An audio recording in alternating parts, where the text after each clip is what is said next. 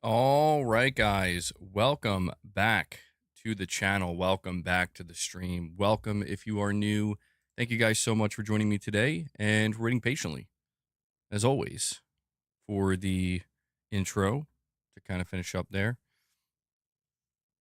Yeah, I like to do a 5 minute kind of waiting room period, I guess.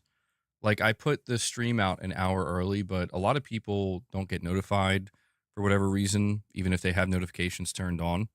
So giving that 5 minutes makes it so that they can potentially get notified and make their way in. Some people don't like missing the intro and, they like to be here from the start. So I appreciate you guys being understanding there. Yeah, we got the Kratos poster. I got a picture of Corey Landiga, bro. Um, Irfan, I'm doing good, man. Did a lot of yard work yesterday. I'm very, very, very sore today. My entire body is sore. I woke up in pain. I'm okay though. I'm okay. But I got a lot of work done yesterday in the yard, so that's good. Feeling good about it, you know. I hope you guys are doing well today. We got a bunch of games to talk about. We have some sales numbers for Xbox. I did see that briefly. Apparently, it's been confirmed that the Xbox consoles haven't sold 30 million. They've sold under 30 million. I thought it was like 35 or something. So I definitely overestimated it. Tarnished, you're filled with positive PS6 energy. Positive PS6 energy? I like it. There's not a lot of positive energy for the PlayStation 6. I mean, I get it. I get it. It's still early. It's early. We don't need a PS6 right now. We don't need it. We can wait. We got time. We got time. And Corey the Legend Landig, I was just talking about you, bro. Corey the Legend comes in and drops another 5-bomb on you guys, kicking it off. Always dropping the 5 bombs. Corey, thank you so much for that, bud. Yeah, I got your profile picture. Hung it up behind me here. Energy for our boss. Yeah. Boss is chilling right now. Hopefully he'll stay that way for a little bit. For a little bit. Hopefully we could hit that 25. You guys know. I mean, I just left a 50 goal up there. We've been hitting 50 a lot. We'll see if we hit it again, but we hit 25. That's the first goal we always shoot for. We'll give boss some treats. Thank you for that, Corey. Amazing, Ghetto God. Amazing. Yeah, I'm still playing Death Stranding 2. I have to say it was kind of hard to pull myself away from it today. I've been doing cleanup in Death Stranding 2, getting miscellaneous trophies. It's clear that the main grind for the platinum is going to be 5-starring all of the facilities.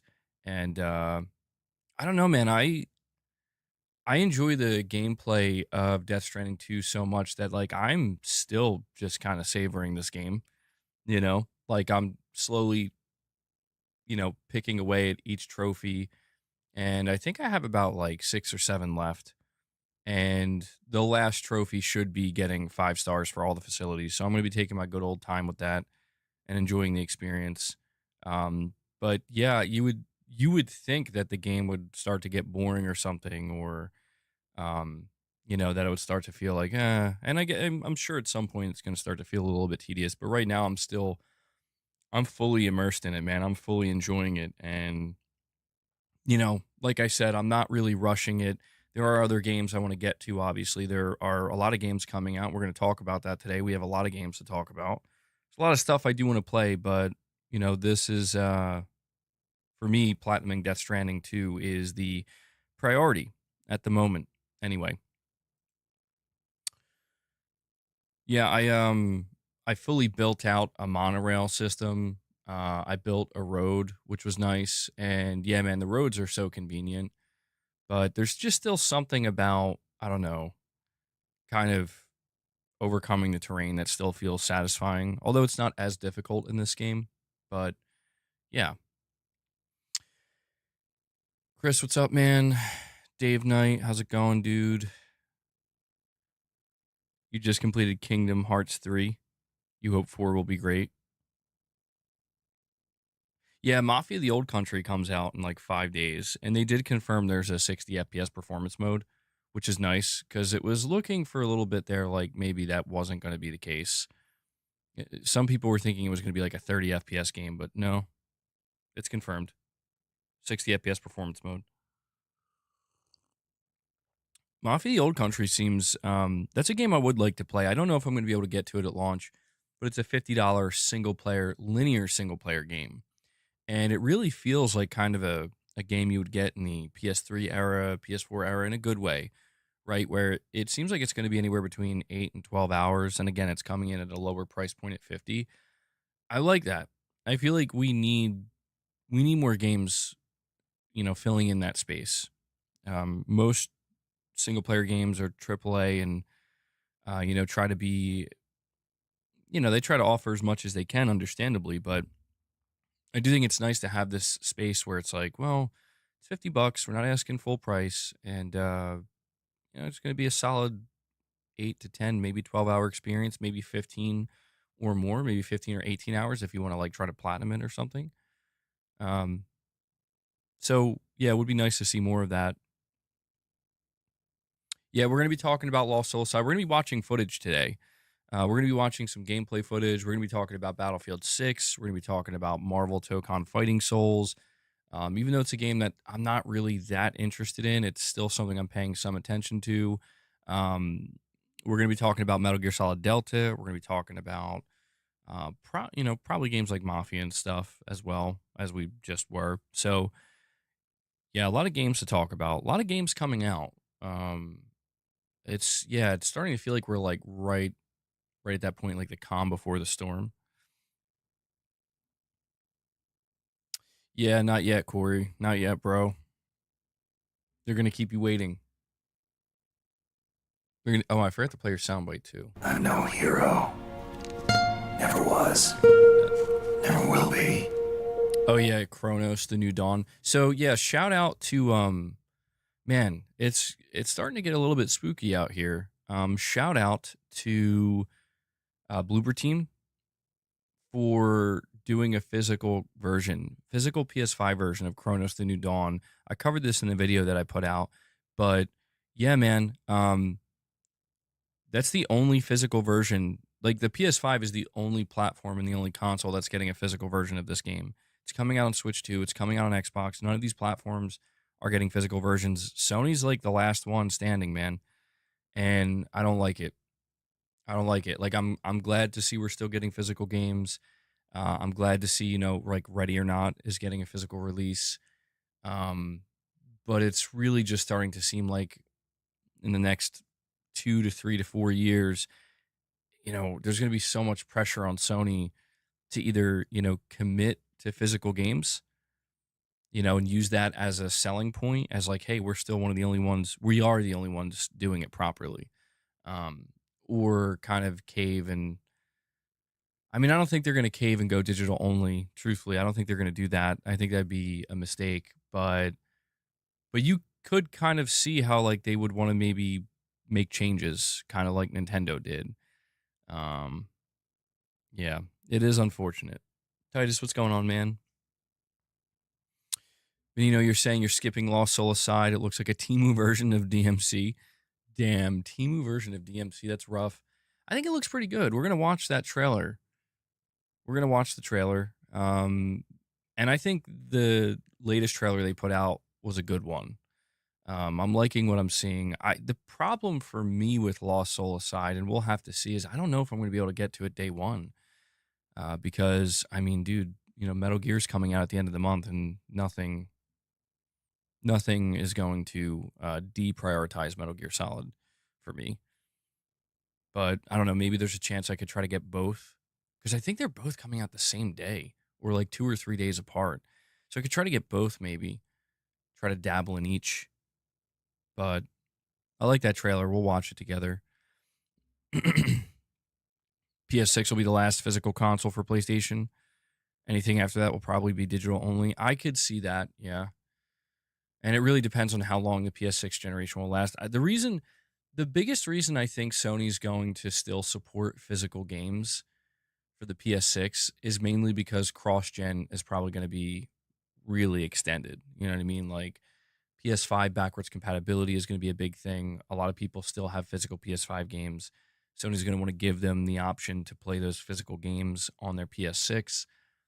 Games like Astrobot still sell well physically for Sony, so I think Sony does have a decent amount of incentive to continue, to support physical games.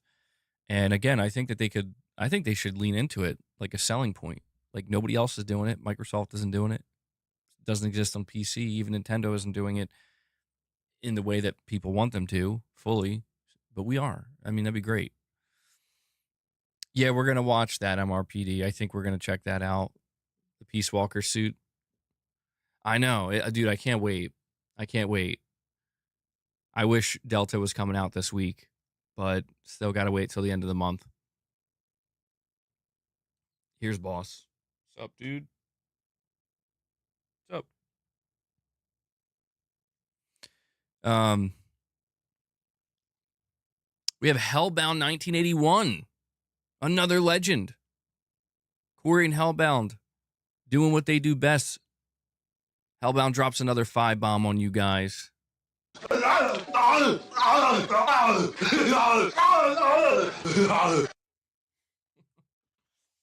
That one always gets me, dude. Yeah, boss shows up. He's like, guys, I'm ready. Hang tight. Hang tight. Oh my God. Why do I do that? You would think by now I would know not to put him on his cat tower. He's just going to come back. He's just going to don't bite the wire. Don't bite the wire. Hellbound, thank you so much for that, man. I'm going to add that to the counter here. So we're 1/5 of the way there for the full goal, but we hit 25. Boss will get what he wants. You never noticed that Hellbound was a cat too? Yeah. His profile picture now reminds me of Luna. I got to open the window today, some of the windows anyway, because it was actually a little bit cool outside. Not scolding hot. It's actually somewhat comfortable. So I opened the windows and the cats get all excited when I open the windows because they like to just chill on the windowsill and, they like the fresh air. And Luna, I mean, Luna wants to clearly be an outdoor cat. I don't know. She wants to hunt. She's got that itch. Boss does too, but I think he's too domesticated now. He's like, I'm good. I'm good. You've been playing the hell out of old games. Hard to get to the new ones. Marvel Tokon looks so sick. Finally, a Sony live service game that I'm interested in. Well, yeah. People got to go hands-on for the first time with Marvel Tokon Fighting Souls, and prominent individuals within the fighting game community are pretty much saying that this is the one. This is the game that they really have been waiting for, and it's really interesting because, man, I gotta say, like, definitely wasn't expecting Sony to be working with Arc System Works, to be the one to deliver something like this. Definitely unexpected. I'll probably give it a try when it comes out. We have Lux with a super chat. He says physical games will become limited in their production, which would make them more rare. So I could see a price rise in the future, more for diehards. I could see that too. Yeah, maybe you could see publishers doing something where they're like, if you buy the game digitally, you get it for 70. If you want it physically, you're going to pay 80. Something like that. Scalding. Did I say it wrong? Yeah, Lux, I think you're probably right about that. I mean, we do see some of these manufacturers leaning into the more premium physical versions of things and kind of leaning into the collector side. Boss, you don't even know what you want to do with yourself.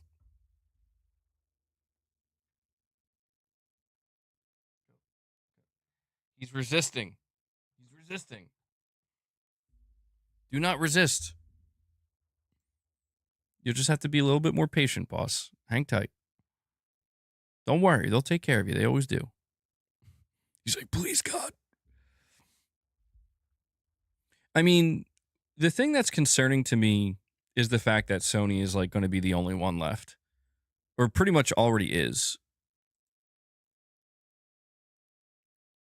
That's what's concerning to me when it comes to physical games. Like, it feels like it just happened really fast. Like, Microsoft was obviously less prominent with physical games, but then just like overnight, it's like, okay, and we're done. And then Nintendo just came out and they're like, the only, like, their first party games are true physical, on the cartridge, but a lot of the third party stuff is not, or it's like 50-50. So, yeah, I don't know, man. Just it really happened very, very quickly. And I just hope so, like I said, I hope Sony doesn't just look at that and be like, oh, well, I guess we should too, you know? We have Josh, aka Moonshot, with a direct donation, and he says Battlefield 6 looks amazing. We are so back. October 8th, though. Yet again, this year's unbelievably stacked. Haters will say this gen sucks, though. This gen sucks. Gaming sucks. There's nothing to play. I mean, okay. Yeah, dude, I don't know. I'm looking at the next 3 months, and I'm like, holy shit. It's happening again. It's happening again, boss. Okay.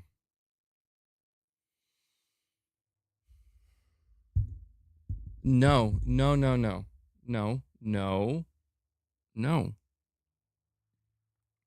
Josh, I agree. Battlefield 6 looks really good. We're gonna check out a trailer for it. Um, I've been watching a little bit of gameplay. Yeah, and the hands-on impressions are very positive. And I just think like the real question I have with Battlefield 6 is like, if you pay attention to the conversations that are happening on the internet, there's this kind of air of, I think this may actually make a dent in Call of Duty this year. Like, this may actually do some damage to Call of Duty. And I just wonder how much of that is like, yeah, it's about to do some damage, or how much of it is like, well, that's just the internet. It's going to do well, but it's not going to touch Call of Duty. I really wonder this because the way you see people react on the internet, they seemingly despise Call of Duty. The way people talk about Call of Duty, you would think this is a game that's on its way out. You would think that Call of Duty is a game that's like on the ropes, barely hanging in there. And then, you find out how many players still play it, and it's like tens of millions. You're like, oh.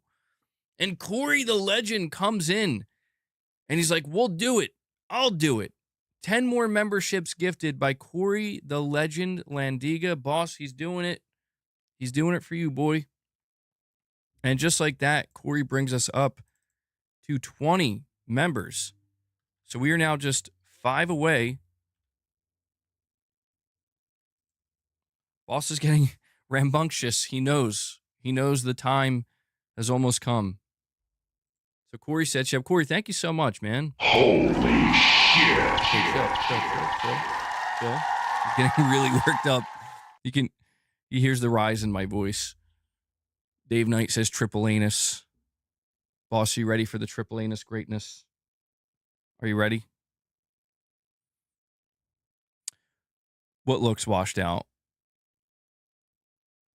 Oh, you're talking about Battlefield? Battlefield looks washed out?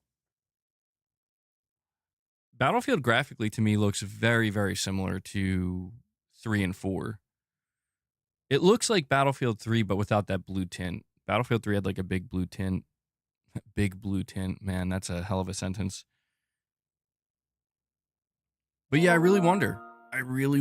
If it's actually going to make a dent, man. Lux with a super chat says, dude, the internet says PlayStation is dead. Call of Duty will be okay. Well, that's the thing. I have no doubt that Call of Duty will still be a juggernaut. I really wonder. I just really wonder if Activision and Microsoft with Call of Duty, if it's like, this is the first year we've seen like a significant dip in day one players or something like that. I do feel like there's still different audiences, believe it or not. There are enough differences between Battlefield and between Call of Duty. Like Call of Duty's still mostly an arcade shooter.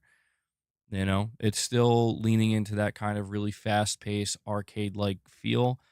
To whereas Battlefield, I mean, as you can see, it's not trying to be a simulation necessarily, but it's going for the more larger scale, leaning more so in the direction of mil sim, while not going, full tilt into that direction. Certainly, when you see the gameplay of Battlefield Simcade, there you go, that's a good term to use.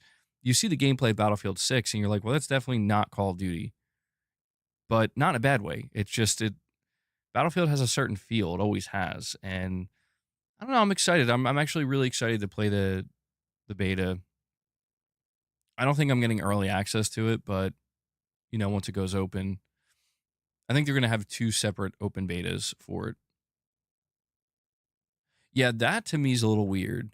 They're still doing a battle royale mode for Battlefield, and I guess I feel like they're doing that because battle royale is still probably the most played game mode between Fortnite, Call of Duty Warzone. So you could understand why they probably felt like they had to do some kind of battle royale, but I do feel like, yeah, it's a bit, I don't know. I'll say it's late. It's just I don't know if do people get excited about new battle royale games. I mean, Battlefield, go for it. There probably should be a Battlefield battle royale. That game more than most does make complete sense for that type of game mode. But you think it's to grab new players? Yeah, true, true. Maybe try to win over those Warzone players. I mean, it does seem to me like EA is going all out in trying to really pull as many players over from Call of Duty. What's so weird about the poster, 0 Point? What's weird about it? It's just Kratos, bro.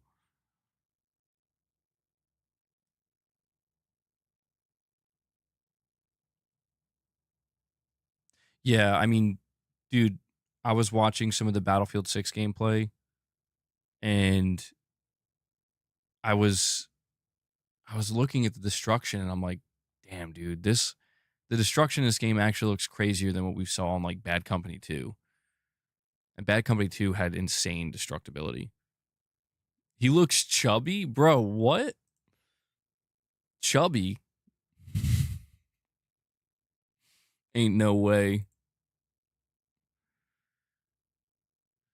Don't you dare disrespect Kratos like that. Well, you're going to have to get used to it, 0 Point. You're going to have to get used to it. Don't you dare disrespect the Kratos poster.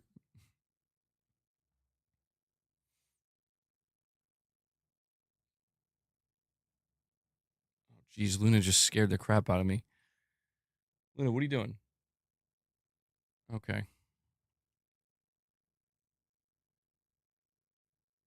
They did confirm that BF6 is going to have a 60 FPS mode at the base, but they will have a performance mode so it can go beyond 60 frames. So it'll be interesting to see specifically on the PS5 Pro what they can do there. Yeah, we're gonna check out the multiplayer overview. I don't think I can play the trailer because it plays a Limp Bizkit song, and I might run into issues with that. I gotta be careful with these trailers that play songs.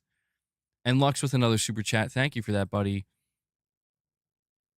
He says, "What will be Battlefield's first microtransaction partnership, Barbie?" I did see that they were saying they're not going to do like silly partnerships or whatever, or silly you know, like collaborations. I do believe them for now. This is what Call of Duty. See, this is what I think is funny is like people are steamrolling Call of Duty on the internet for doing collaborations with like Beavis and Butthead and Ninja Turtles and American Dad and stuff like that. And it's understandable, but like, but does I mean, are people actually leaving the game because of that? I don't think so, dude. Like, I don't think people are leaving the game now. Maybe they have an alternative now, Battlefield 6 leaning into the more realistic, gritty military theme. All the operators at launch are going to be military themed. But I think people are kind of delusional, frankly. Not to be rude, but I think they're a little bit delusional if they think that EA is not going to. This game is clearly going to be a success. Battlefield 6 is going to be a successful game. I think that much is clear. And it's probably going to sell millions upon millions of copies. It's probably going to have a very healthy player base. They're going to do some they're going to have some fun with the skins and the microtransactions. They're not going to keep it purely military themed. Because keep in mind, they said that Battlefield 6 is a platform. They're going to support this game for years to come. This is the beginning of a full-blown live service effort. Do I believe them when they say they're not going to do, like ridiculous, nonsensical collaborations? I do believe them. I don't think they're going to do something like Beavis and Butthead. I don't think they're going to do a Family Guy collaboration, but I think they will do some type of collaborations. Yeah, I think they will do some. Garrett, what's going on, man? You think it's not going to have unicorn stuff? Yeah, I mean, yeah. And Corey the legend comes in and he's like, I'll do it myself in the name of our boss. Oh, I see. Boss, he knows what to do. He knew the assignment. He's like, you know what? I'm just gonna go peacefully relax. And he knew that would work. So Corey, thank you so much, man. Corey dropped basically 20 memberships to get us to the 25 mark. It's time, boss. Boast, do you read me? It's time to feed the beast. He says, eat up. Boss looking kingly today. Whoa. Easy. There you go, man. Enjoy. Yeah, he's digging in. Thank you for the support, Corey. You know I appreciate it, bro. You're always contributing greatly to the community here. And if you got gifted a membership, make sure you check out some of the member content. We have some member only gameplay, the members lounge. We have more member content coming this week. And yeah, you get some other perks as well. So thank you so much, guys. What's this? Halo Infinite getting an update on the gaming leaks rumors. Didn't realize it's still supported. I didn't know it was still supported either. Let's see.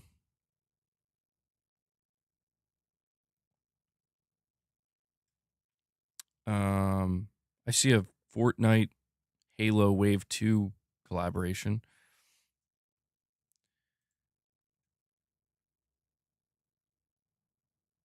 Do I think we'll see Kratos in the next Smash Brothers?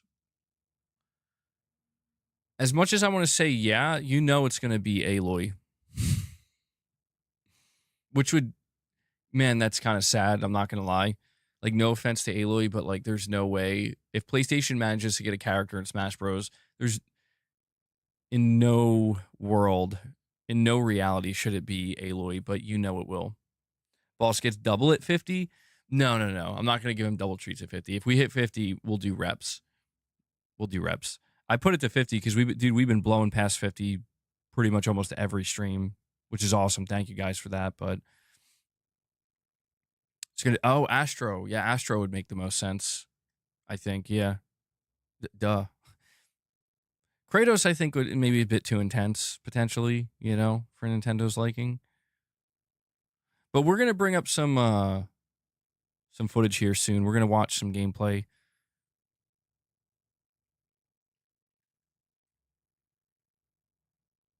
All right. You think Kratos' moveset is perfect for Smash? I mean, Kratos in Smash Bros. Would be pretty sick. I just don't know that I expect it, though. I mean, who knows? The chances of Sony getting a character in there. All right, let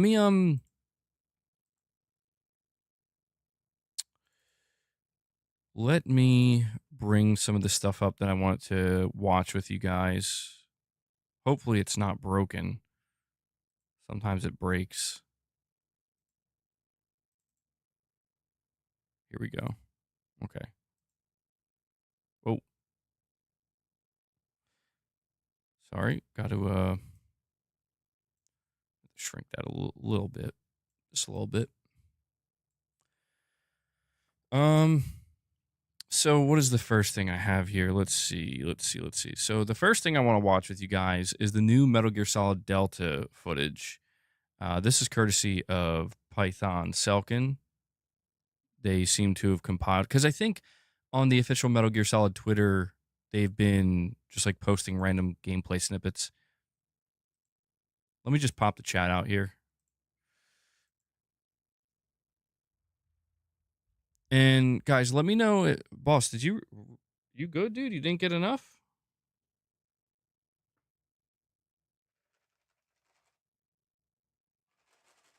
Luna. I guess Luna doesn't want any. Oh, there she is. Come on.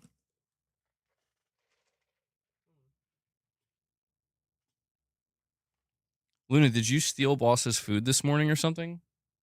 She's not reacting to the treats at all. She's like, I'm good. Meanwhile, boss is like, please, I need more. Let's give you a couple more, dude.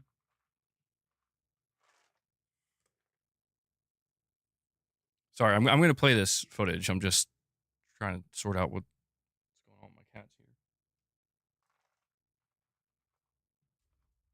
Okay. All right. Well, that's the last of it, boss. All right. I want to go overboard.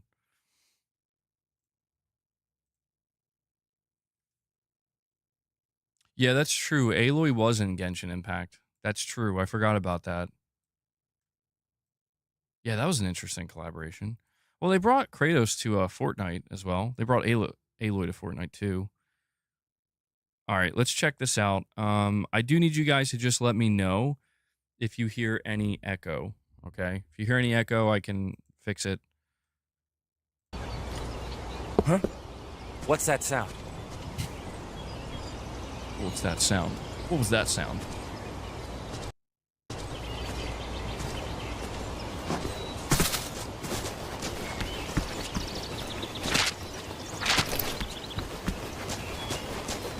It looks like they have the Metal Gear Solid 5 running mechanic, huh? Or animation. What's that sound?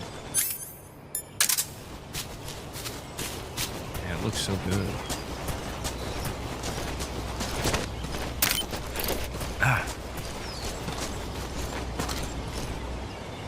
What did he just place on him?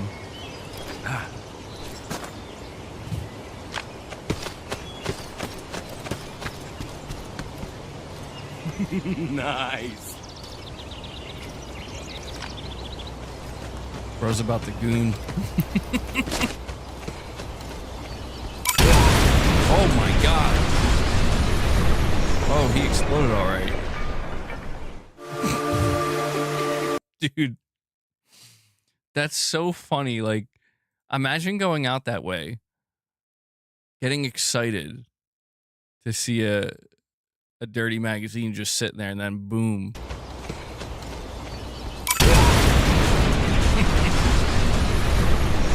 This game's gonna be awesome, dude. It's raining blood. Is he crying?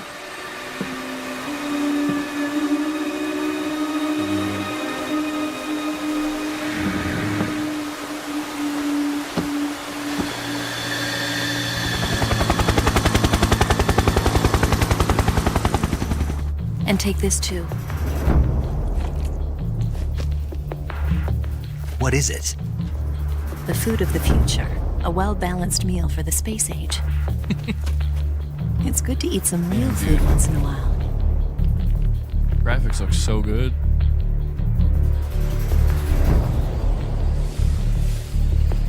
Oh shit.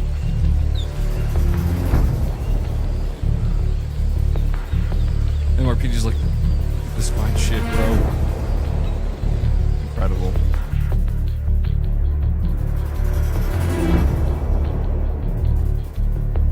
Groznygrad.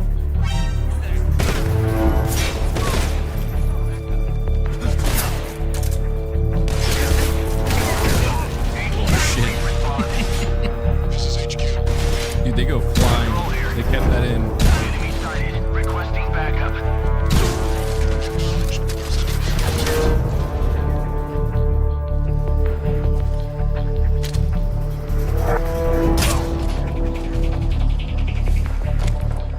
glad they kept all the audio and the sound effects.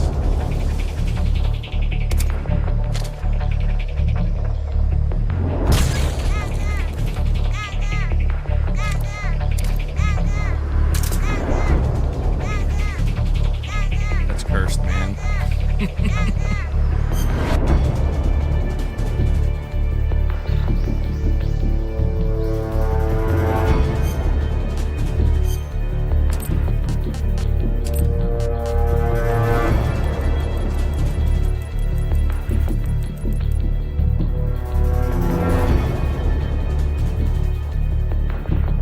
Yeah, the original game has first person. Like when you aim.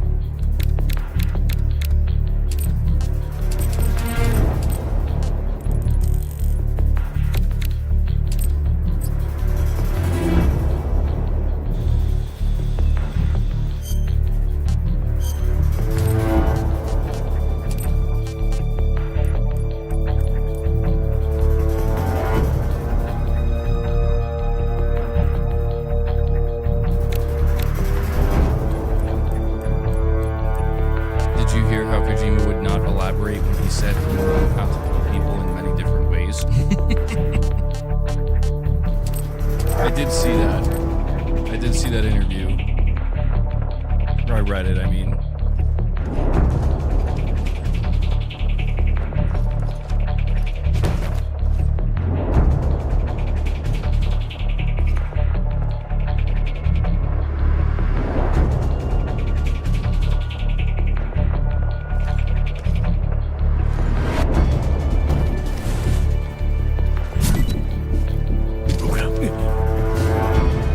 Dude, I can't wait for this game to drop. It's gonna be so good. Good stuff, man. I feel like Konami's just teasing us at this point. I want to, you know what though? Like, I feel like I don't need to see any more from the single player. I definitely don't need to see any more from the single player. What I need to see is more of that Fox Hunt multiplayer mode. That's what I need to see. We also have Lux with a super chat saying, like Kojima, I won't be playing Delta. Personally, just seems hollow without him. But there's something off with the gameplay, stuttery between movements. I do hope it doesn't suffer from that like Unreal Engine 5 stutter. That's apparently been a big problem with UE5 for a long time now. I did see that. Kojima said he's not going to be playing it. I mean, I feel like some people are reading that in like a rude way. I don't take it that way. I think he's just trying to make sure that it's understood that he's not going to be. He's moved on from Konami. You know what I mean? Because keep in mind that the director, I believe, of Metal Gear Solid Delta, the director said that they would totally be open to working with Kojima and they'd love to work with Kojima. And I think this is just his way of being like, I'm good. Like, I'm just going to keep doing my own thing. I don't know. I mean, maybe he did mean it the other way, though. Maybe Kojima did mean, like, F those guys. But I can't help it, man. I love Metal Gear Solid 3 is like one of my all-time favorite games. So I'm definitely going to play the remake. But I can understand and respect anybody who feels like they're going to pass on it for whatever reason. I get it. RichRod, you think the remake looks extremely weak? What looks weak about it though? I feel like they're doing it just right. I feel like they're making changes such as like the over the shoulder view for shooting and stuff like that, and cleaning up some of the animations, or, you know, using more contemporary animations like what we've seen in MGS5 in certain areas. But I think they're maintaining almost everything that they need to, you know? Dude, I'm not going to tolerate this Metal Gear Solid Delta remake. Hey, I'm not doing it. I'm not tolerating it, man. Bad remake. It looks weak. Get out. Everybody get out.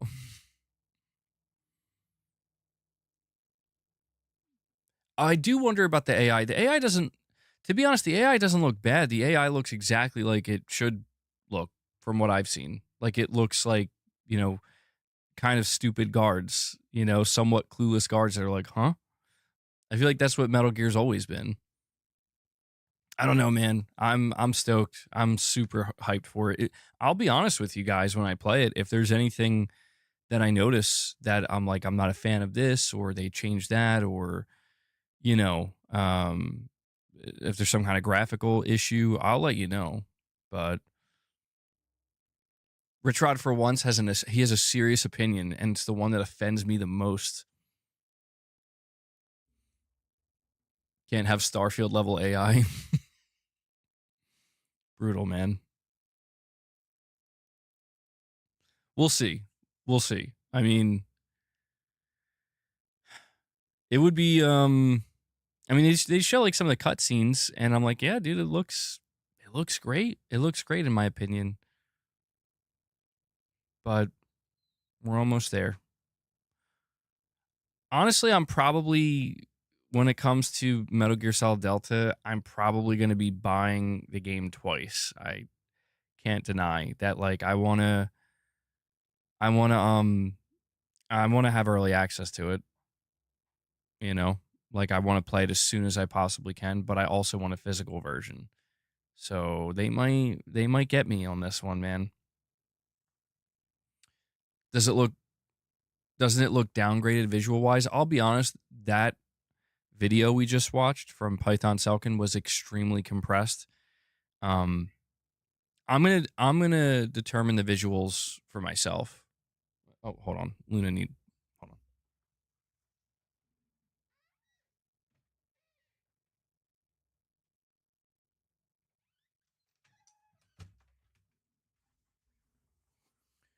I'm gonna determine the visual aspect myself when I get it. I mean, I don't know if there's been some kind of visual downgrade.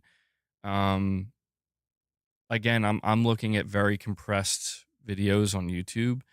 I feel like the last trailer I saw, the game, I think it was the gameplay trailer, did look like there were maybe some visual problems potentially, or there was maybe some kind of downgrade, um, but we'll see. I mean, I do expect the game to look very good. I do expect the visual aspect of Metal Gear Solid Delta to be one of the best aspects of it, because I mean, it's a remake, you know, it's a remake from a PS2 game. I feel like that's a bare minimum expectation. You think I'm blinded by the hype? I mean, I don't think so, dude. I don't really. You think I'm blinded by the hype? I don't know. I'm not seeing, haven't seen anything that makes me go, oh, they ruined it, or this is going to be I don't know. Like, I think there's a part of me that's just grateful it's actually being remade. Like, considering about 9 or 8 years ago, the only remake we had from Konami, or the only thing they were doing, they did Metal Gear Survive, which was an atrocity. And then they're like, here's a Metal Gear Solid 3 remake for Pachinko Machine. And to go from that to this, I mean, to me, it feels like, okay, this is great. Like, you know, I hope you remake Metal Gear Solid 1 next. I don't need it to be perfect, I guess. I want it to be, but I don't know. I'll just determine for myself when I play. But everything I've seen so far, man, I'm stoked. I haven't seen anything that's deterred me and made me feel like, I'm worried, or I don't think it's going to be as good. But let's check out this Lost Soul Aside trailer. This is a game that's coming out around the same time as Metal Gear Solid Delta.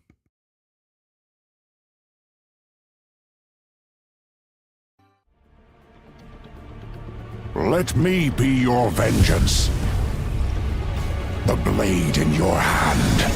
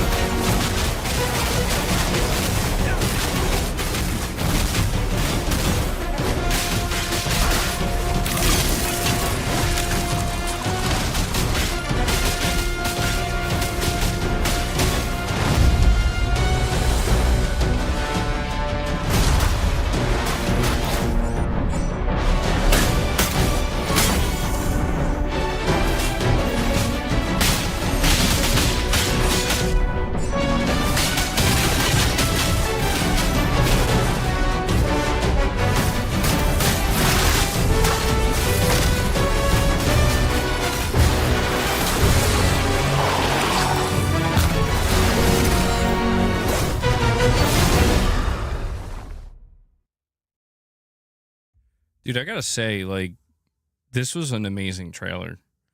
I mean, I think out of everything I've seen from Lost Soul Aside, this by far has like sold me the most on it because, dude, the gameplay looks like the combat looks really fun, man. Obviously, it's like hugely inspired by Devil May Cry, but it looks really solid. And that little tease at the end there with some of those big boss battles. But see, this is the problem. August 29th, like, dude, I'm going to be playing Metal Gear. Like, how can you expect me to pull myself away from Metal Gear to play this? I think I'm still going to buy it, though. I think I'm still going to buy this game deal. I want to show it support because it does look good, man. It does look good. But can you cut bamboo? Good question. Good question. If you can't cut the bamboo, I don't know. I don't know. Maybe it's not going to be as good as we thought. I don't know, chat. What are we thinking? What are we thinking about Lost Soul Aside? I think it looks great. That actually looks really good.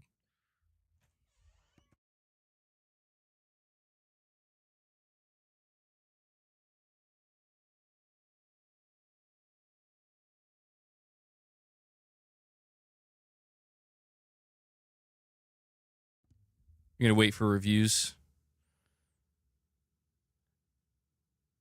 I mean, that's fair. Yeah. I think this is a game that a lot of people probably will wait for reviews to come out before they determine if it's actually something they want to play. But yeah, I like that trailer. I do like the trailer. I think it does a good job of making it clear like what kind of gameplay you can expect here. Lux, you're saying, is it another Chinese knockoff like Horizon? Oh, I don't know. Capcom going to sue? We got Temu DMC. I think it certainly looks different enough. I think it looks different enough. I mean, will it play as well? I don't know. I mean, it seems like it's going for a more Final Fantasy aesthetic, but Devil May Cry gameplay.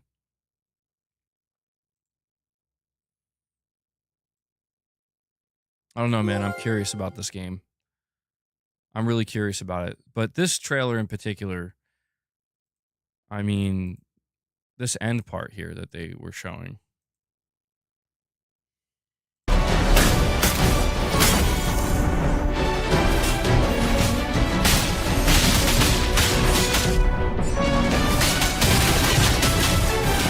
It looks like you do crazy combos.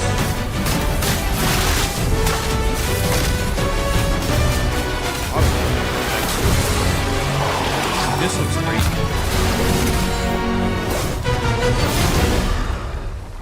Yeah, I think this was a great trailer, dude. I really do. I think this is like the best trailer so far. What are people saying?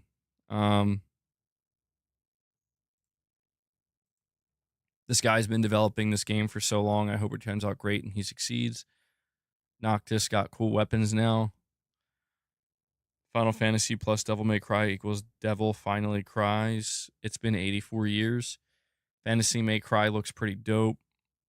It's like Final Fantasy and Devil May Cry had a baby. Scythe combat is both underused and underrated. And I was sold on the game the second I saw it.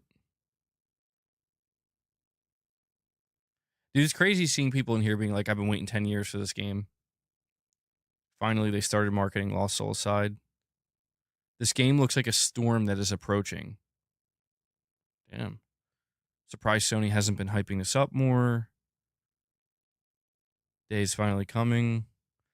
I like Souls-like games, but there's been too many lately. So an action game that isn't Souls-like is very much appreciated. This one's definitely on my list. I mean, dude, all the comments seem positive. It's got 13,000 likes, 360,000 views. It's looking good. It's looking good, man. I hope it succeeds because from what I'm seeing, the quality looks like it's there. It looks like it's there. So I'll be rooting for it, but good trailer.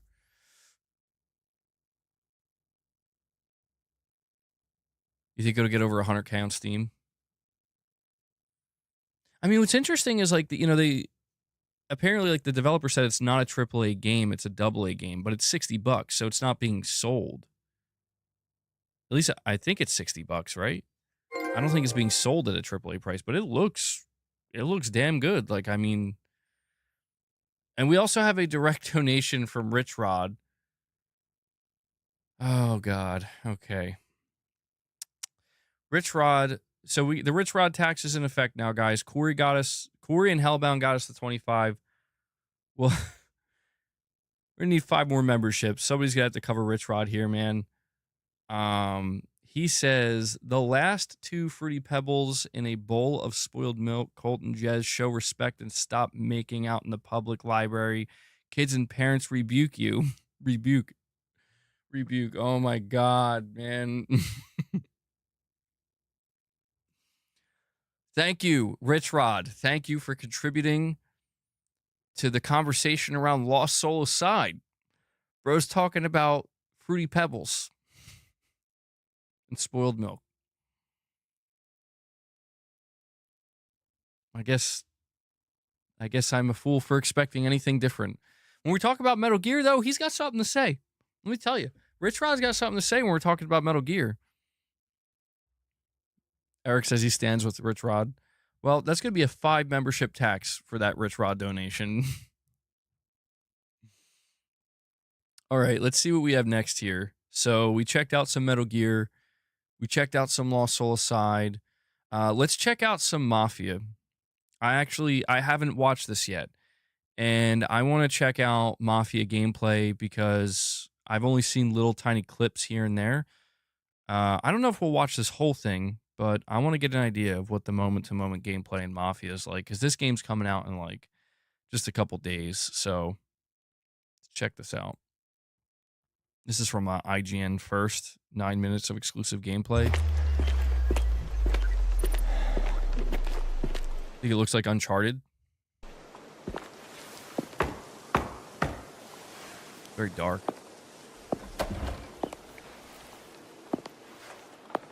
Come in, Enzo. I think he's very downgraded.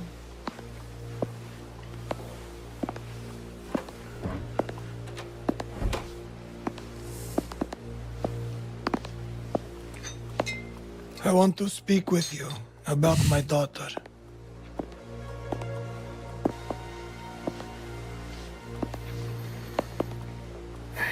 When Isabella became involved, however, it became our business.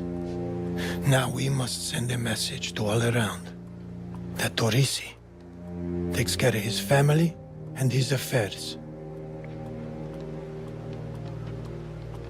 Will you do that, Enzo? I will. Good.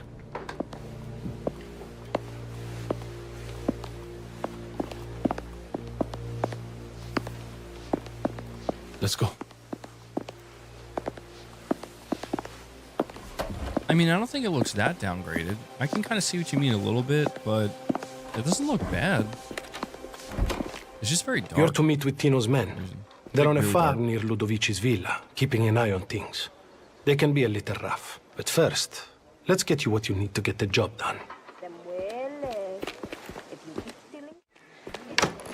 You think it looks better than MGS, Garrett?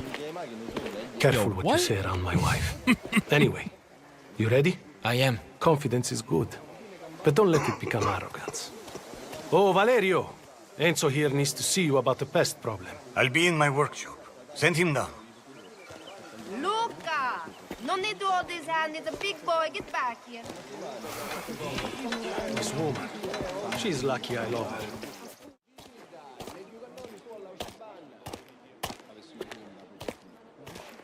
Not just a stable boy anymore, eh? Something like that. Well, Looks if like a you're here 20, for grown $25, man's $50 work, I game. have what you need. All right, that's Take a what look that's what around. gamers ask Choose for. what They you want cheaper like, price and games, then and they're come getting and them. see me. True. I mean, yeah, you can tell it doesn't have like the A extreme large bore production pistol. value. That thing Have like the will most do cutting just edge about photorealistic anything. graphics, but it still looks pretty good.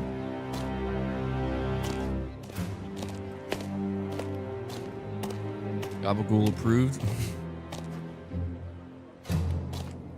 MBG can handle his own haters, but not the The hunting MGS hate. shotgun.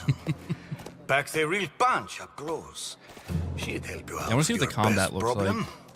You've chosen them. I have. I mean, clearly Good. they give you I suggest you go a fetch lot of weapons car. to choose from here. You Or a never decent amount. know. These pests you're after could start shooting back. His hair got downgraded. Oh. So this is a linear game, so this is like an on-rails section where you're driving here. Yeah, you're right. It does kind of have that vibe when you drive around a little bit.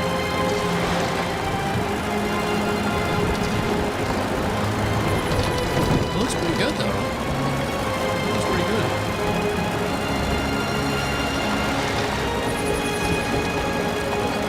Is it open linear? I don't think it is.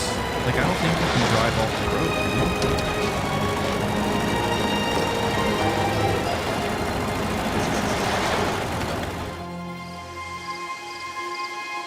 Later.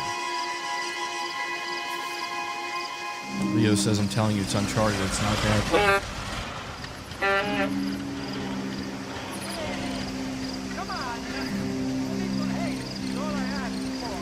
Rodovici.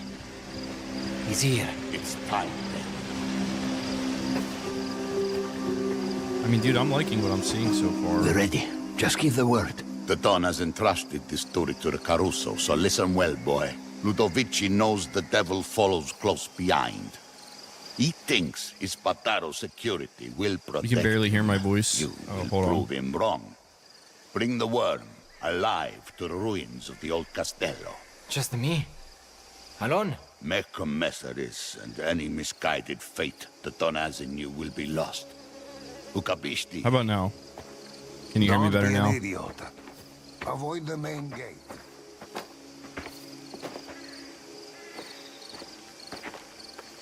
Sorry about that. I was just saying that I think it looks pretty good so far. Like, it's actually doing a pretty good job selling me on the game. Doesn't look perfect, but keeping in mind it's a $50 title and a shorter one, shorter single player. I don't know, man. Like, I would like to play it. You know, I would like to try to get in this month, but I got to finish up Death Stranding 2 first. That's the problem. Got some stealth.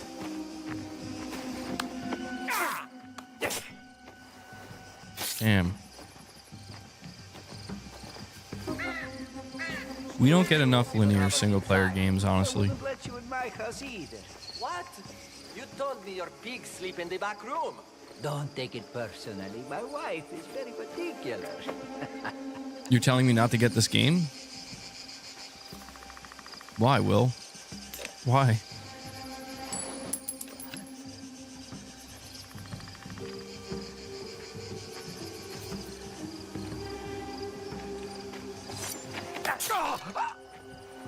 You're saying if I haven't played the previous Mafia games, I shouldn't start with this one?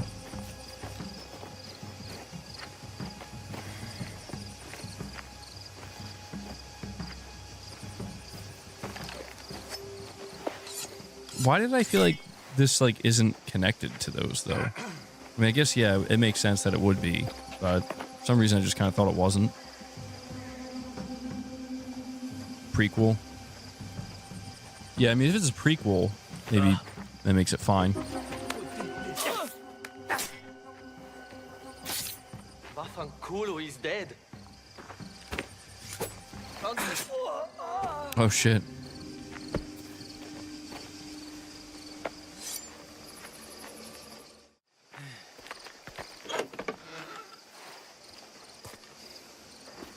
One day I'll own a motor car. Are you serious? On your wage? How does a buffoon like that manage?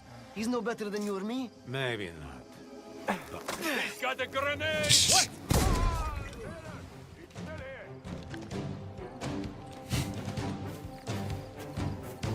Usually the animations are a little stiff. I don't see this thing. I see him. Here he is.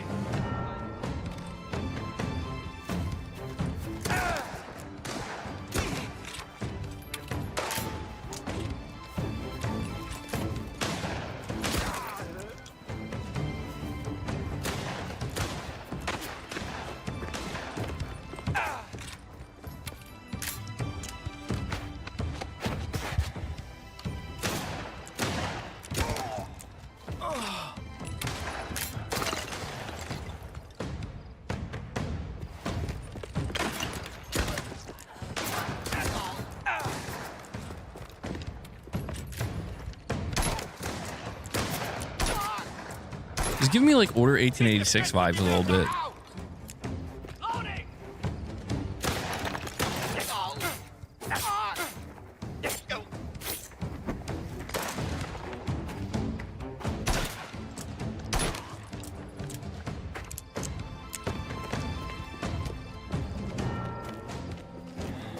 I mean, I agree it's not impressive, but it looks solid. That's kind of the vibe I'm getting with this so far. It looks pretty solid, man. Doesn't look bad. And I can understand why some people would be underwhelmed, but it's clearly not trying to break new ground or do anything innovative. It's just like, here's a solid single player game with some third person shooting.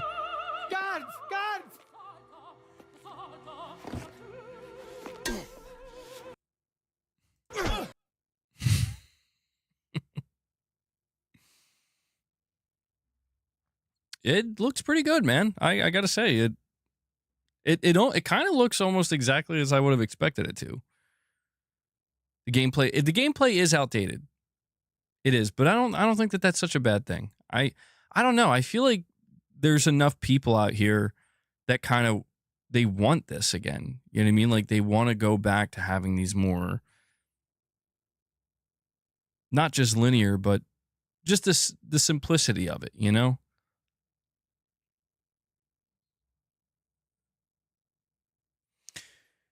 Well, Mafia the Old Country is definitely a game I would like to play at some point. I think people think it's outdated because it looks, I don't know, actually, that's a good question. What I guess what about it does look outdated? Because I guess in a way it's like maybe it's the fact that it's linear. Because I feel like a lot of these mechanics you see is what you would see in any other game. Maybe the animation work in some areas is a little bit stiff, but maybe that's what makes it feel outdated to some people, is the fact that it's a linear on-rails game and you kind of have like these shooting gallery areas. But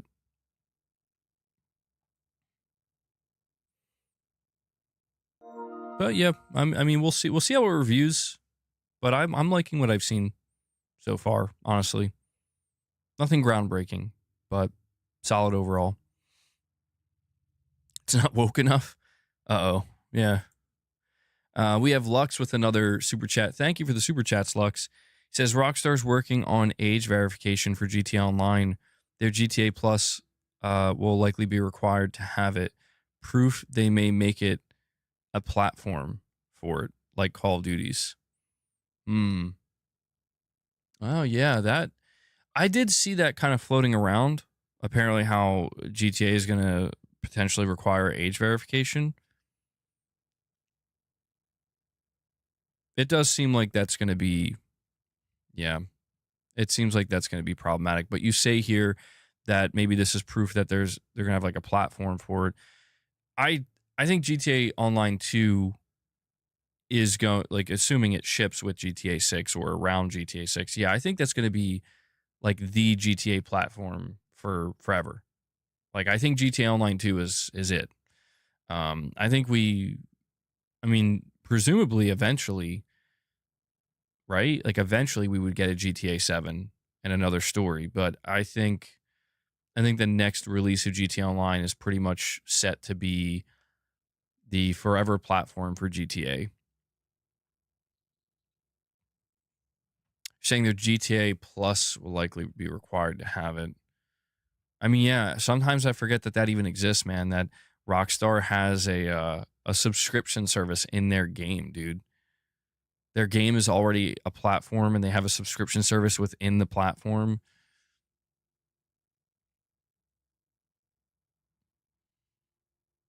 GTA 6 is the biggest game, will be the biggest game of our lifetime if it succeeds. I mean, the whole thing with GTA Online 1 is that they did not anticipate it was going to be a massive success. Like, they thought it would be relatively successful, but they didn't expect it to be basically a platform. And this time with GTA Online 2, or the next iteration of it, they are going into it fully knowing, like, this is going to be our cash cow for probably the next 15 to 20 years. Maybe 20 years is a bit of a stretch, but yeah, it's going to be a forever platform now. GTA Online 2 will be a black hole game. All right, let's see what we got next. We got oh, this is just a little bonus one here. Hold on. Did you guys see this? I was actually kind of surprised to see this. It wasn't, well, not surprised, but it's like a nice little thing. Let me bring it up real quick. Hold on.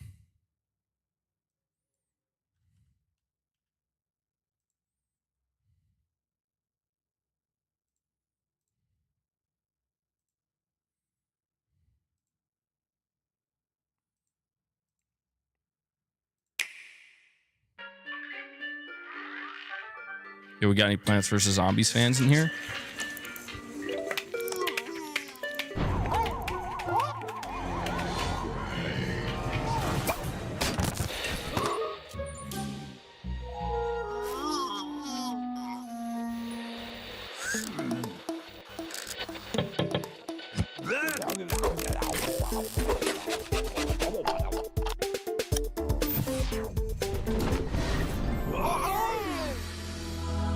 Two-player co-op. Man. It feels so weird to be so hyped for this, but it's like, yeah, dude. The original Plants vs. Zombies.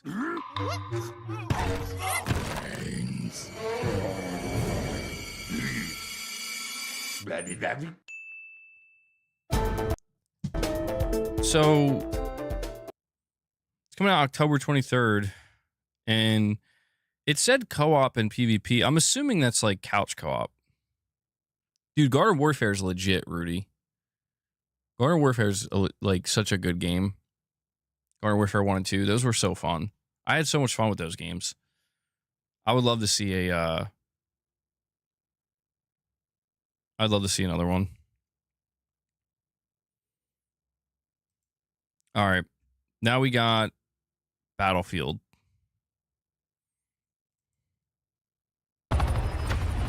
The core of any great Whoa, what just happened?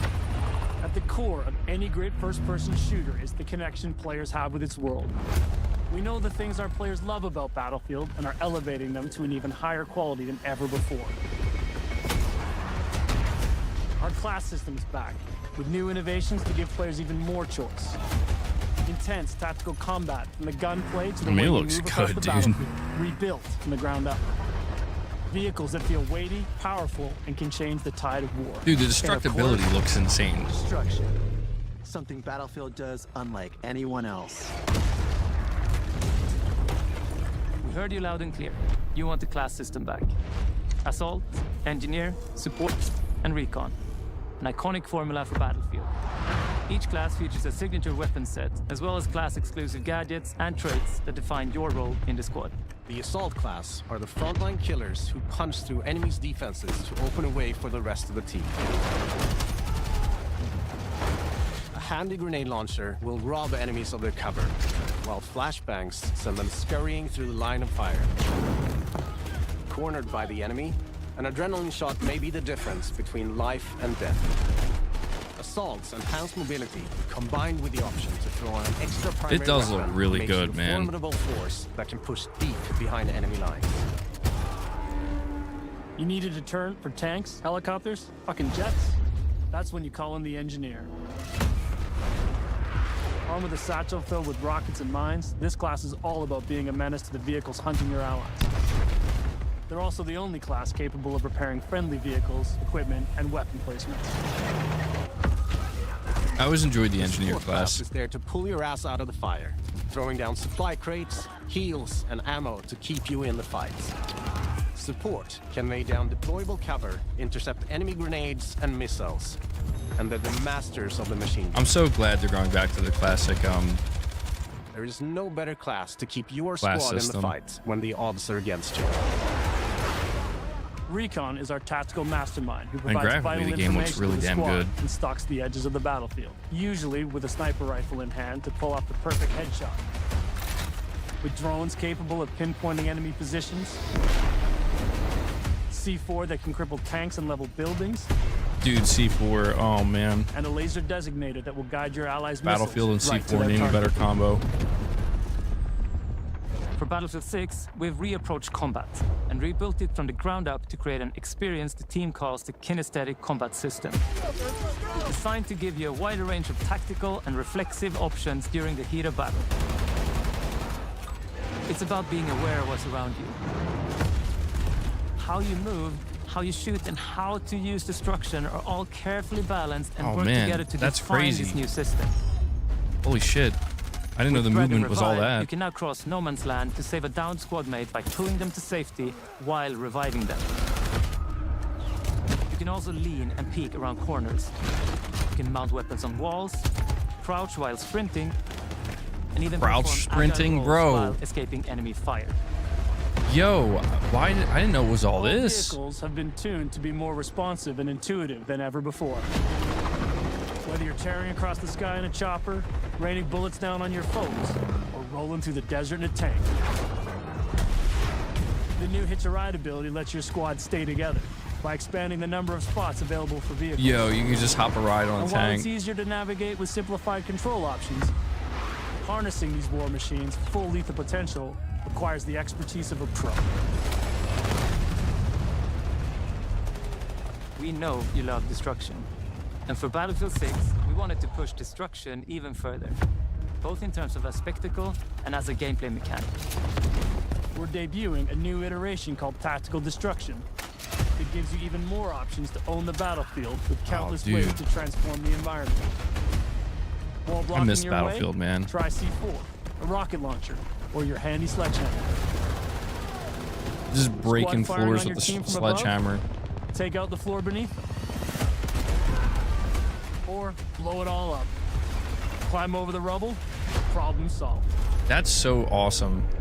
I mean, that All really these things looks come next together level. to create a genre-defining, Damn. must-play first-person shooter experience you cannot get anywhere else.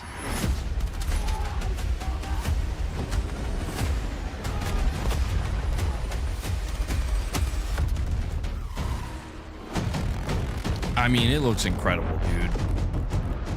And it apparently will have a single player. It looks incredible. Like, god damn.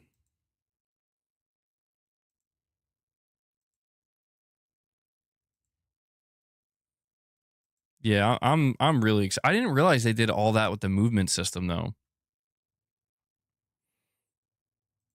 I didn't know you could like crouch sprint and like carry people to cover, and I guess they have like omni movement now and shit practically. That's awesome. It does feel like the next generation Battlefield. It feels like this is what we've been waiting for. I'm a big Battlefield fan. I've been playing Battlefield for many years. I just fell off of it. I think like a lot of other people. The last Battlefield just totally lost me, and I'm like, no. But this looks nuts.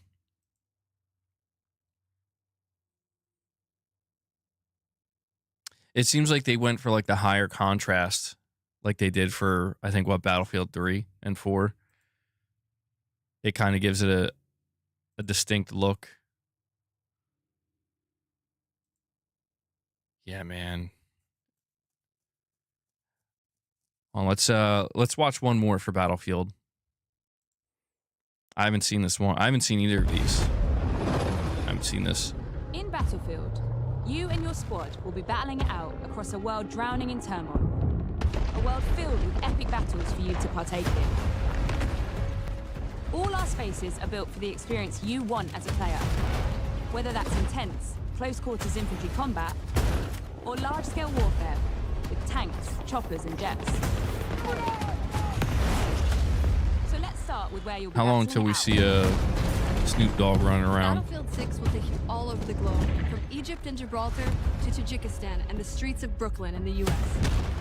At launch, we'll have 9 maps, including a remake of the classic Operation Firestorm from Battlefield 3. Firestorm, dude. Gibraltar is built to be up close and personal.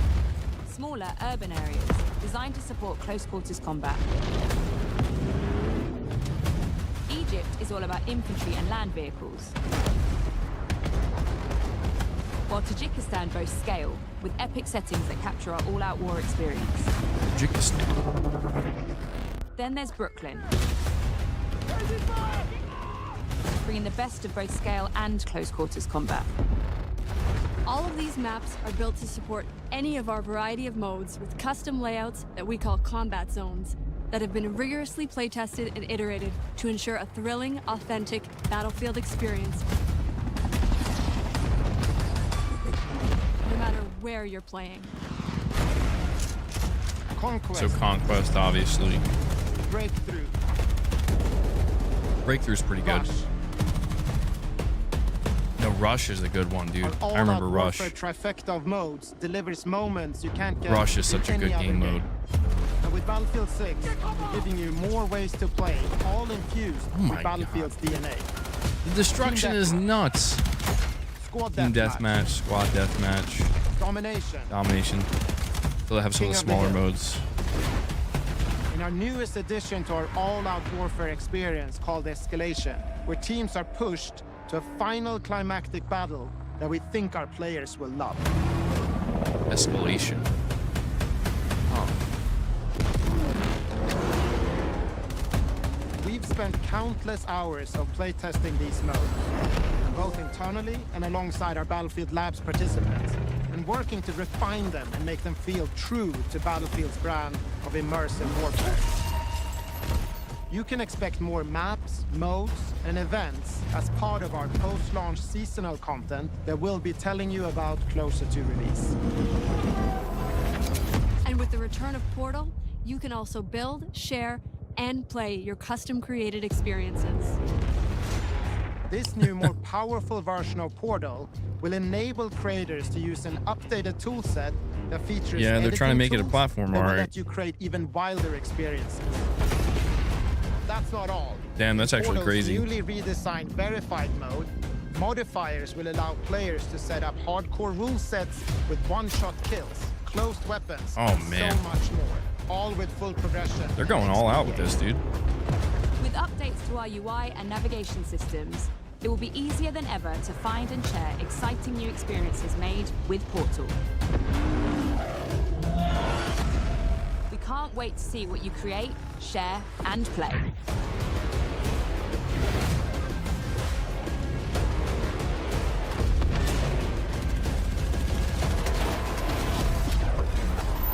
Oh yeah, man. Yeah, I mean, I don't know, man. This is why I was saying, like, I feel like if this can't create competition towards Call of Duty, then nothing can. Because this, I mean, this is as good as it's going to get. This is as good as it's going to get, man. And it's looking real good. Your late husband would have played this for sure. Way better than Call of Duty. Lux, you're saying watch IGN's gameplay. It wasn't like this. Yeah. All right. Hold on. Oh man. Wait. Lux? Do you mean IGN was bad at the game, or do you mean like the raw gameplay didn't look good? Check FateKeeper. Well, let me make sure I get through these games first. Hold on, you're saying IGN Battlefield gameplay? Let's see if I can find it.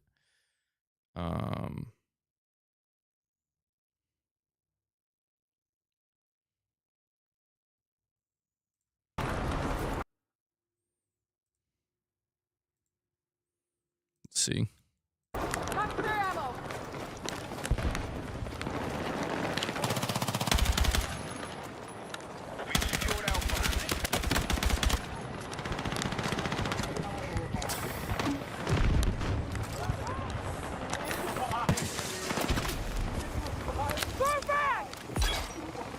The audio, as always, is on point with Battlefield. Game looks crispy.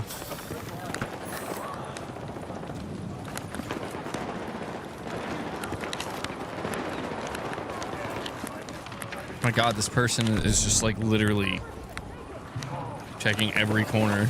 And you know they're just gonna get shot in the back or something. Gotta check out the trailer for Spine.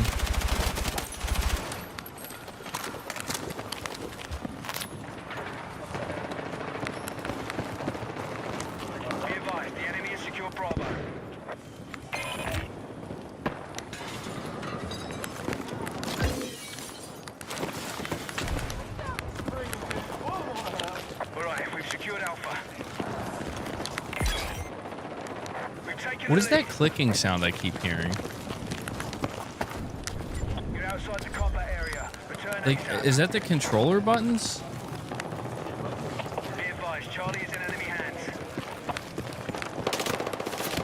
Is it the keyboard and mouse? Yeah, I can't tell. I'm like, that's definitely not coming from the game. Dude thinks it's hardcore, 1 life per map.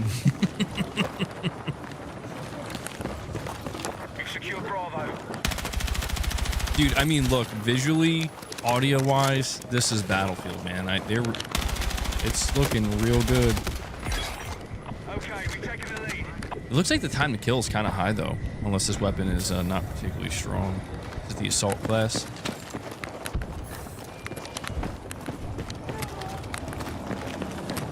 Wait, why is it capturing the controller buttons? Like, dude, that's freaking me out, man.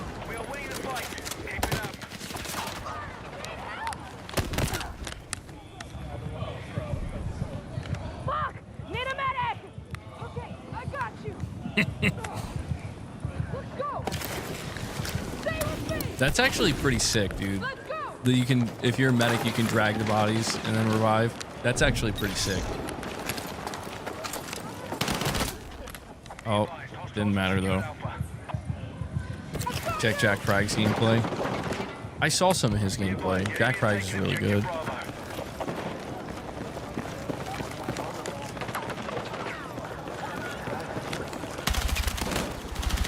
Dude, this is making me upset that I'm not getting early access to the beta, though. I'm not gonna lie, I kind of wish I didn't start watching all this. Because it's making me feel a little bit jealous.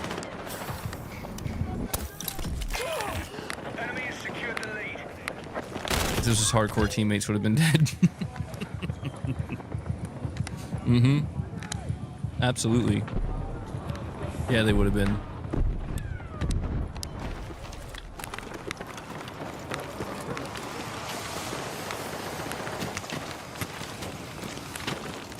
We get access next Friday. Yeah, well, I'll definitely play it. Maybe we'll stream some of it too. I'm excited, man. I gotta say, I haven't been this excited for Battlefield in years. It's been a long time. I wasn't excited for Battlefield 5. Battlefield 5 was okay. 2042 completely lost me. What was the Battlefield that came out before 5? I know it wasn't 4.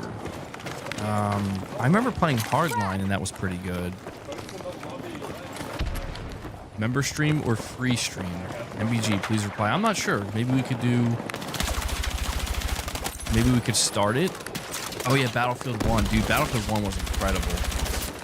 Battlefield 1 was amazing. And that was like the last really good Battlefield, I think. But maybe we could do like a, like at the end of the stream, we could start playing it a little bit. And then maybe like after a little bit, we'll head over, like move it over to the members gameplay stream. Something like that. Battlefield 4 was good. My all-time favorite is Bad Company 2. Bad Company 2 was amazing.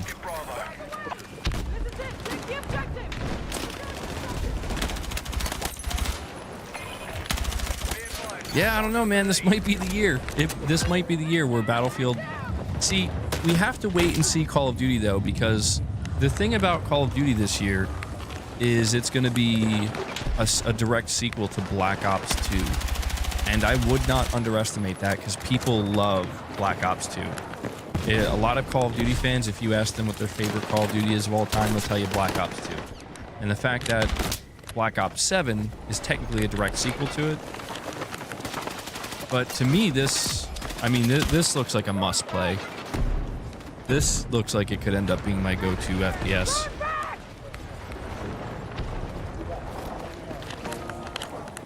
And Lux with the super chat, you're saying EA is expecting 100 million players. Ambitious or achievable?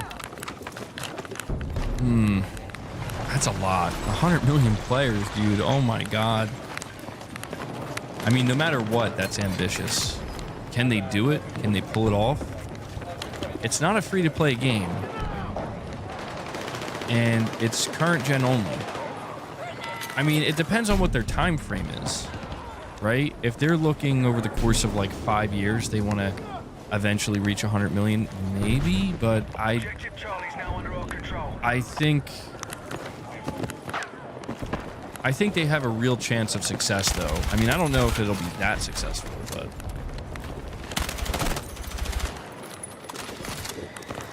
oh, is the Battle Royale free?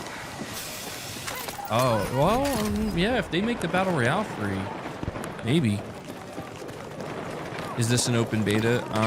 The open beta starts, what, Friday? There's early access on August 7th. So...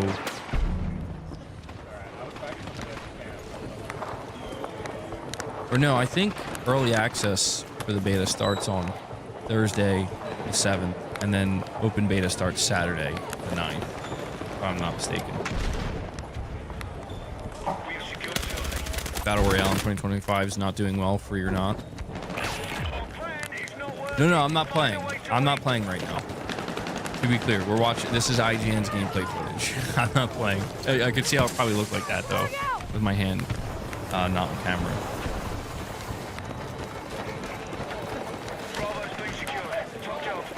I wish I was able to play. I mean, it looks good. I mean, I like what I'm seeing, dude. I really, really like what I'm seeing. Very, very good. I think this could be the year, man.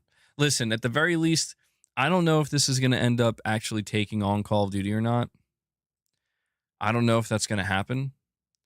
But I at least feel confident that Battlefield players are going to be happy. This is the comeback that I think Battlefield players have been waiting for, and they've been waiting a long time. And, you know, it seemed like the Battlefield franchise was on the ropes after everything we've seen, seeing the raw gameplay, listening to the devs and how they're getting back to the basics and the fundamentals and trying to get that right. I think they're going to pull it off, and I think this will finally be the Battlefield game that people have been waiting for. And I mean, I am a Battlefield fan, and they lost me. And I got to tell you, I have not been this excited for Battlefield probably since BF1 back in like 2016. So I'll be there, man. Oh, and another thing, this game is coming out October 10th, and I'm pretty sure that's going to be before Call of Duty.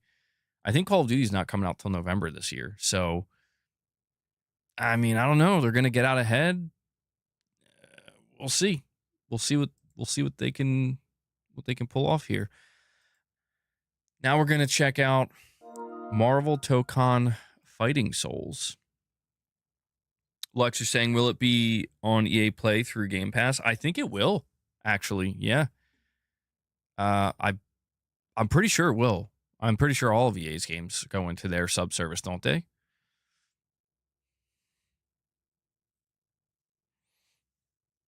You think they'll play it for 2 weeks and go back to Call of Duty? Well, actually, yeah, I didn't think of it that way. Maybe they'll buy both. Now, a week before Yote, or a week after Yote. Damn, dude. Am I going to be playing Ghost of Yote in Battlefield 6? It'll be the waiting room for Call of Duty. Battlefield is not direct competition to Call of Duty. I don't think it is. I think it's the closest thing we'll get to it, though. But you know EA wants it to be as successful or more successful. I'm curious. I'm curious to see how... I mean, I'll be there, man. I'll be there. I mean, Call of Duty is going to do well no matter what. I mean, the worst selling Call of Duty game hits like 25 million sales or some crazy shit like that. So it's like, Call of Duty is not going anywhere.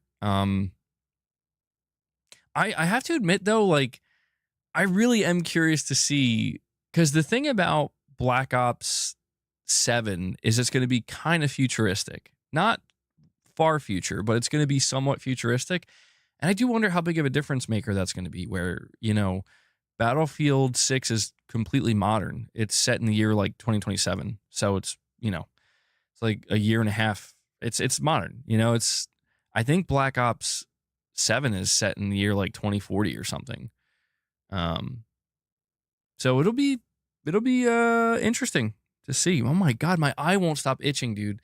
I got poison ivy on my eye. Michael, what's up, man? What's up, goat? It's from this damn yard work. Oh man. I'm serious though. Like, I'm having like a reaction on my eye. It won't stop itching. I'm gonna freak out. Man. It's not pink eye. No, it's like it's an allergy. Like my eye's tearing up. Rinse it out. Dude, I'm actually gonna go do that. Hold on.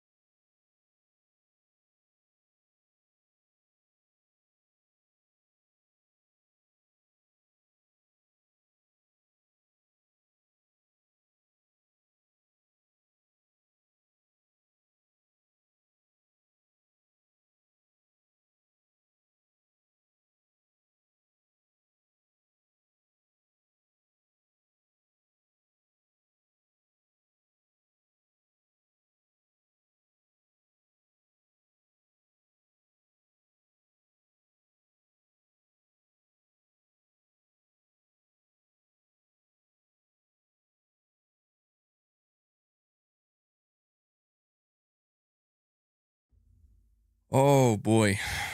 We will see what happens with this eye, because you ever have an itch that's so bad, dude? An itch so bad that it's like euphoric when you itch it? It's like that, dude. Oh. I'm telling you, it's Boss sometimes. I think I'm like slightly allergic to Boss. All right. Very funny, Rudy. Yeah, rinse my mold eye out. Lux with another super chat says, compared to Call of Duty, franchise, so short for franchise. I didn't read that right. 500 million plus sales. Battlefield 88 million. Wow. Okay. Damn, dude. Slightly. You look like someone dumped bleach in your eye. Does it look bad? Oh my God, is it like swelling up?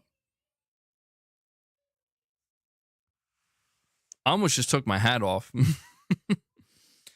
Only do that when we hit 100 members. No. Does it look bad? I don't know. I can't tell. It does look swollen. Dude, it is swollen. You want to vomit looking at me, Michael? Damn, bro. That's harsh. That's harsh. We have a direct donation from RichRod. Oh my, dude, I should have an eye patch. I should have a freaking eye patch, man. Like Snake. I look like Big Boss after he loses an eye. It won't stop itching. It won't stop itching. It itches so fucking bad. Oh my God. Like, what is going on? Is it this thing? I'm just going to take this off. You're going to hear a lot of popping, but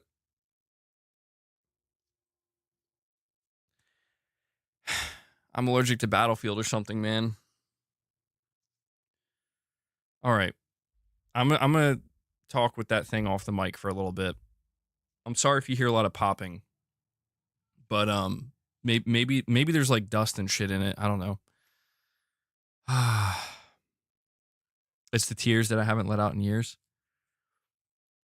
We have a direct donation from RichRod. Guys, this is RichRod's second direct donation. We're 10 memberships in the hole. 10 memberships in the hole. Rich, you got a 10 membership tax. Okay, you pay it yourself or somebody can cover you. RichRod says, Colt, you forgot to wipe your chin of Jez's kids. Goodness gracious, bro. Why are you so careless? Tiger King called, said it's his turn. Fruity in the booty. RichRod, I'm fucking allergic. I'm allergic to your nonsense, bro.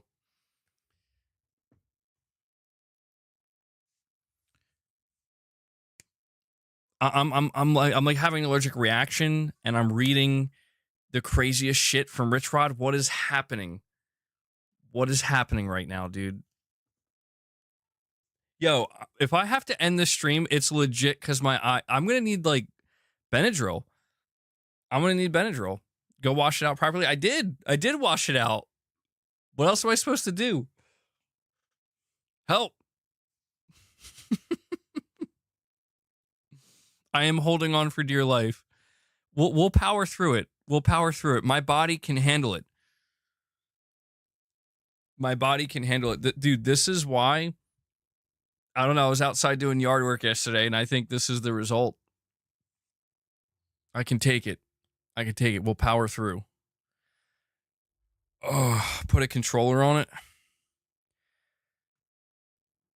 RichRod's telling me to get some drugs.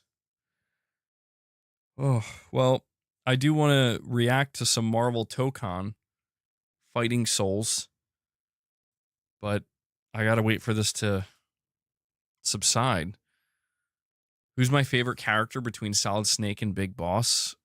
I mean, I feel like I've always liked Solid Snake. He's the OG for me, like technically. I mean, I know Big Boss is technically the OG, but you know what I mean. Snake, Solid Snake, he's the GOAT. All right. You heard the game has like 38 characters to play as, dude. That would be nuts. That would be nuts. Yeah, well, look, I'm not super interested in Marvel Tokon Fighting Souls, but from what we've been hearing, apparently this game is like next level. Apparently it's next level for the fighting game genre. So let's check it out. Hold on. So this is the Marvel Tokon Fighting Souls official beginner's guide overview.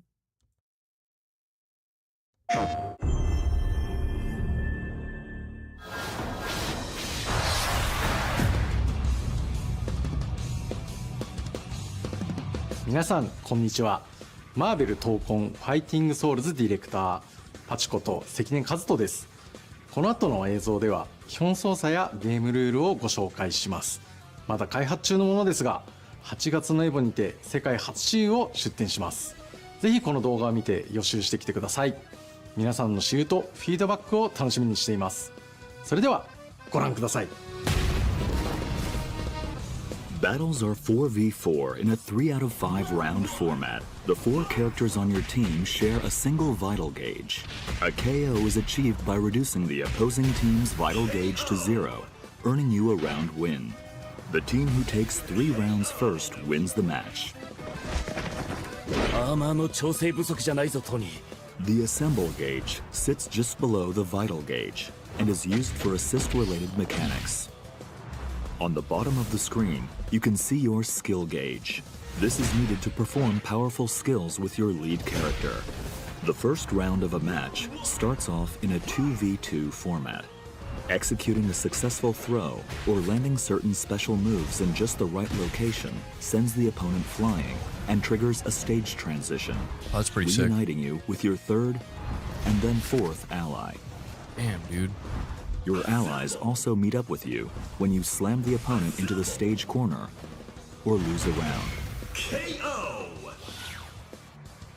Round 2! When an ally meets up with you, the maximum values for your vital gauge and skill gauge also increase. Try to get your team together as fast as you can in order to reach your team's full potential. Oh, it looks chaotic. Here's a look at the button layouts for both controller and arcade stick. Please keep in mind that these are just the default layouts. but feel free to mix things up in the key config menu to come up with a custom layout that suits your needs and playstyle.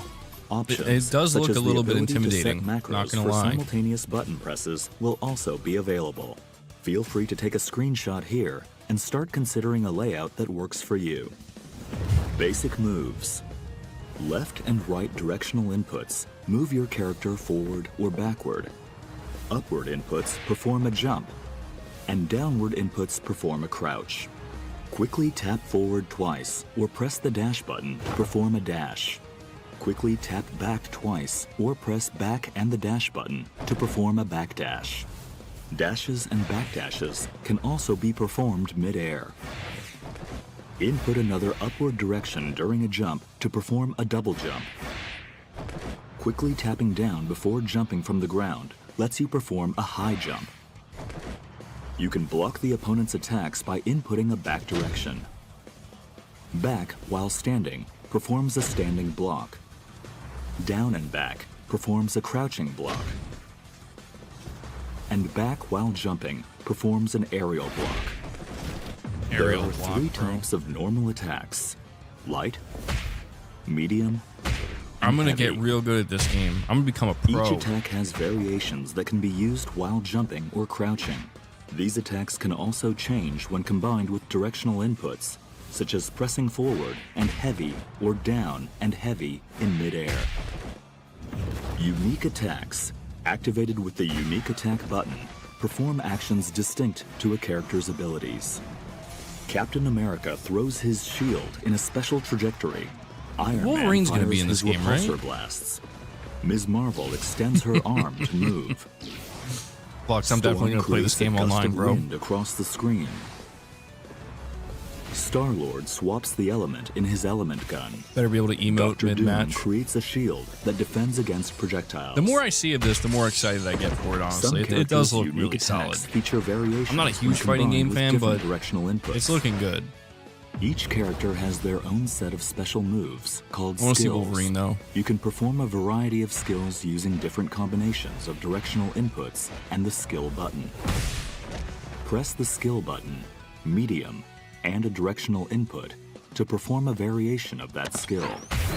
Pressing the skill button, heavy, and a directional input costs you 25 skill gauge, but allows you to use the EX version of that skill, called an extra skill. Skills are not limited to the skill button. Command inputs can also be used to perform skills. Skills performed with command inputs deal slightly more damage. Oh. Super skills are powerful special moves Slightly more that cost damage. 50 skill gauge. They can be activated by pressing the skill button, medium, and heavy simultaneously. Ultimate skills pack even more of a punch and cost 100 skill gauge. They can be 100? activated by pressing the skill button, medium, heavy, and forward simultaneously. Both super and ultimate skills can deal serious damage when worked into a combo. Can they be blocked? Link attack allows you to perform a combo by pressing attack buttons repeatedly. Press light repeatedly to execute a light route combo. This combo calls in allies to perform a series of attacks before using holy a skill shit. attack, sending the opponent flying. Press That's medium awesome. repeatedly to execute a medium route combo. This combo features a skill attack and finishes with a super skill. Press heavy repeatedly to execute a heavy route combo. This heavy-hitting combo features an extra skill before ending with an ultimate skill. You can See, I feel like change they're making it routes look real midway easy, but during this the is link not attack easy to as pull well, off. such as going from light to medium to heavy. The assist attack in the light route powers up with the more allies you have available on your team. Slam launcher. Press down and heavy near the opponent to launch them into the air with the slam launcher. After launching the opponent, you have a set duration of time to perform a series of follow-up attacks while midair.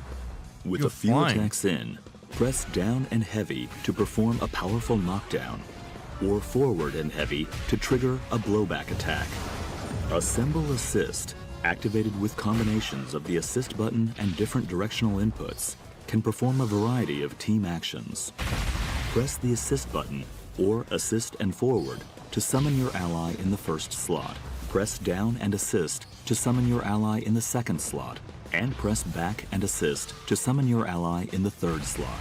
You can also swap with your ally character by holding the assist button when calling in the ally. Alternatively, you can swap in your ally by pressing the assist button when an assist attack hits or during your ally's Did everybody get standby all that? Yeah, I'm trying to like... If you've summoned multiple assists, you can tag in with the last ally called in. A tag cannot be performed Love the lines if and the either art your in this lead game. character or ally are hit by an opponent's attack during the assist. I'd definitely be willing to There try are it. various types of assemble I'll get my assist ass whooped. actions. The assist attacks will change depending on the slot each ally is in. If an ally is summoned in mid-air, or after performing an attack with the lead character. When calling an assist Yeah, this is while just the on beginner's ground, guide, guys. the assist attack type is determined by which slot you are calling in. Tapping cooked, assist man. summons the ally in the first slot to perform a shooter assist, generally using projectiles. The down and assist input summons the ally in the second slot to perform a vertical assist, generally with an anti-air attack. Lastly, the back and assist input summons the ally in the third slot to perform an assault assist, an attack that leverages the unique abilities of that particular ally. Calling an ally mid-air performs an aerial assist. Assemble Rush. I don't think I'm going to remember all this, Your man. lead character lands an attack, brings in an ally to perform a lunging attack. This is over This 600,000 costs views, one by the bar way. of God assemble damn. gauge, but it is highly versatile There's like to a keep lot a of hype for combo this. going, or to cover for a blocked attack. Assemble Smash is a powerful attack that lets you endure hits from the start of your move and until just before your attack lands. Infinite tutorial. On contact, you can spend your assemble gauge to perform a follow-up attack by pressing the assist button. Each ally's follow-up attack costs 1 bar of assemble gauge, but garners stronger effects. The aerial version is a lunging move that tracks to the opponent's position. We get the PS5 fighting stick. I don't think so, Assemble man. Counter. Press assist, light, and back simultaneously to perform an assemble counter. This costs 1 bar of assemble gauge to activate, but endures attacks directly after activation and performs a counterattack with an ally. Use this with caution though, as it leaves you vulnerable if it whiffs. Super Assemble. Pressing a direction so and much. assist during a super skill calls in an ally to perform their super skill. After the attack, the called-in ally will be swapped in as the lead character. Super Assemble can be performed up to 2 times in a row, making it an effective option, capable of unleashing 3 characters' super skills in one fell swoop. Dude, It that costs just feels 50 skill gauge each time to activate, so practically keep an eye unfair. on your gauges when you go for it. Crossover is a defensive technique that calls in an ally to cut in while you block. This can be executed by inputting assist and light while blocking, and is a great option to go on the offense, as it lets you interrupt the opponent's attacks. However, the opponent can counter this with their own crossover reflect. Crossover reflect can be performed by pressing assist and light during the opponent's crossover. If you execute a crossover reflect at the last moment, this becomes a perfect reflect and triggers a counterattack against the opponent and their ally. Mastering the timing to execute a perfect reflect is quite challenging, but if successful, it prevents the player from summoning assists for a duration, giving you the upper hand. This mechanic can be tough to master, but give it a shot once you get a hang of the controls. いかがだったでしょうか。よりエキサイティングな体験を提供できるよう、スタッフ一同全力で開発に取り組んでいます。世界初使用となるエボでのトライアル版をぜひ楽しんでください。 Trial version マーベル闘魂ファイティングソウルズはプレイヤーの皆さんと一緒に育てていきたいと思っています。皆さんからの忌憚のないフィードバックをお待ちしています。また今後の発表を見逃さないよう各種 SNS をフォローしてください。それではエボでお会いしましょう。最後までご視聴ありがとうございました。Damn, dude. We had Jake Skew, by the way. Jake Skew comes in and drops a membership gift for you guys. So, Jake, thank you so much for that, man. Appreciate it. He wants to keep the member train going, And he brings us to 26. So we'll see if we can get to that 50 before the stream wraps up today. Thank you so much, Jake. Yeah, holy crap, that's a lot. Let's see what the comments are saying. Calling the assist meter the assemble gauge is actually brilliant. The Marvel heroes are fighting again. Also, Doom is there.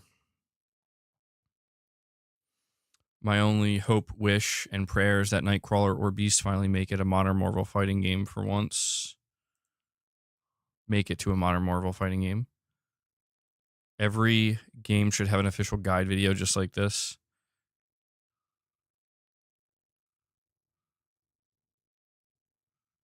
Looks awesome. The mechanic of slowly unlocking your teammates as you win rounds or perform certain actions is really cool. Adds a new level of strategy and urgency as both players try to get the upper hand in team competition.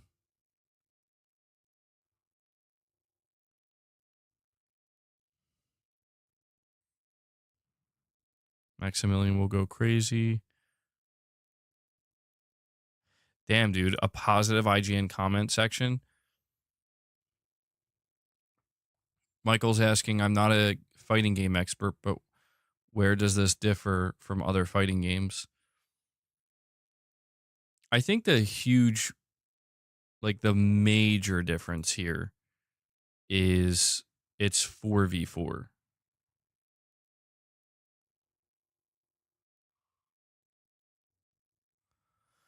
Oh my God. RichRod with another donation? No. Okay. That's RichRod. You're 15 memberships in debt now. You owe 15 memberships, or somebody's got to pay the RichRod tax. This is nonsense. No other fighting game has done 4v4. Let me bring this back here.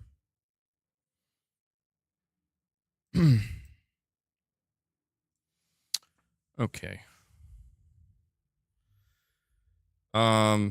So Rich 14. You're right. Jake Skew dropped a member gift. You're 14 in the hole, bro. Oh, geez. Don't make me read it, RichRod. And Michael Werneth out here saving RichRod's ass. I was this close. I'm like, I don't think I'm reading it, man. Michael must have already known. He must have known. He drops 20 membership gifts for you guys. Michael Werneth coming in, dropping the 20 bomb. He's not playing around. That was his thank you for answering his question. Garrett says, why, Michael? Why? Holy shit.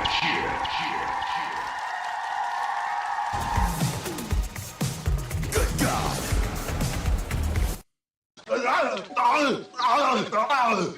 Can't I just play sound bites?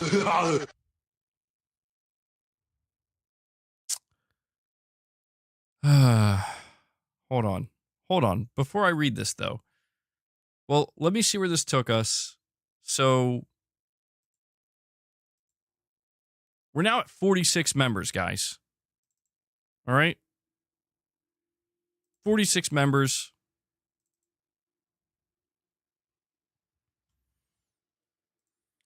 And Michael Werneth also drops a super chat saying, I like the Richard Roderick banter. I bet you do. So we're less than 4 away from hitting the main goal today. But I want to see if I could do something real quick.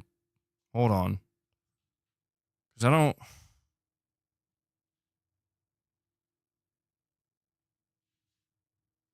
Hang tight. Trying to mess with the setting here.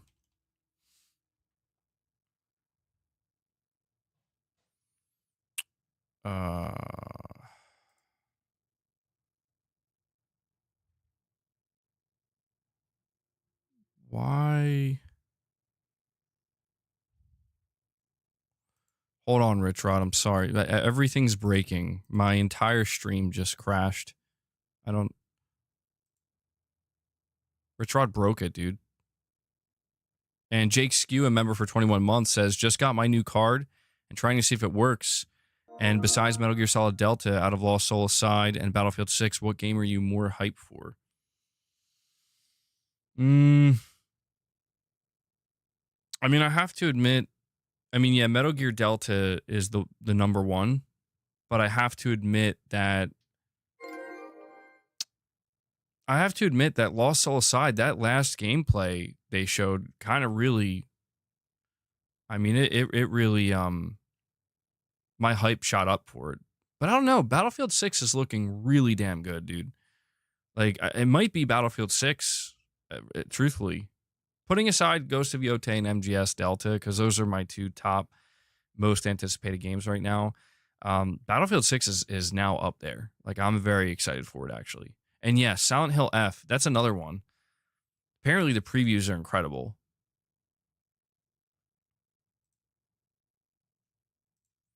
I don't know why it's not letting me mess with my settings here.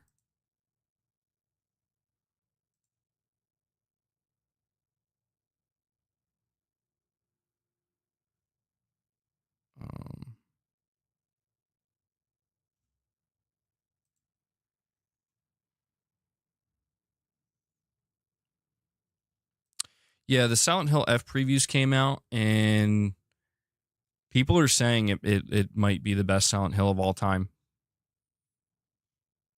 I mean, that's crazy to me.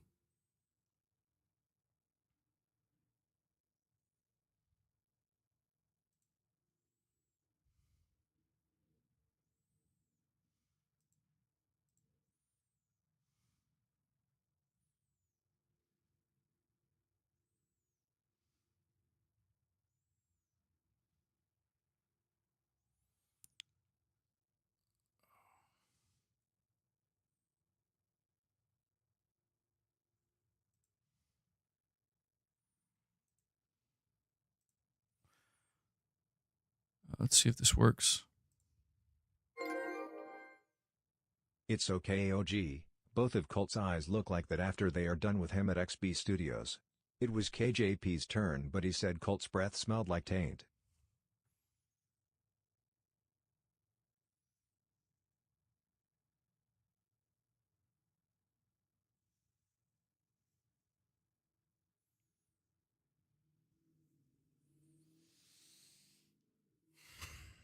You're welcome, RichRod.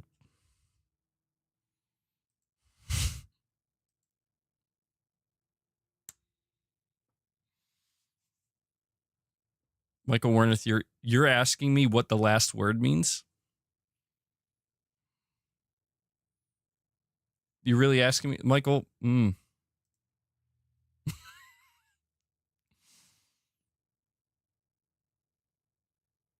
haven't a clue? Not a single clue.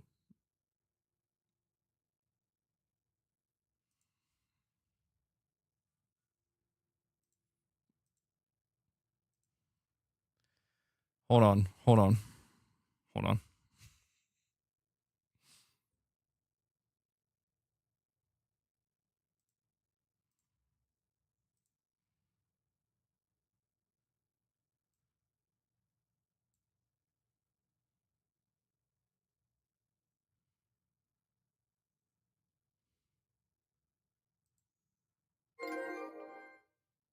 It's OKOG. Both of Colt's eyes look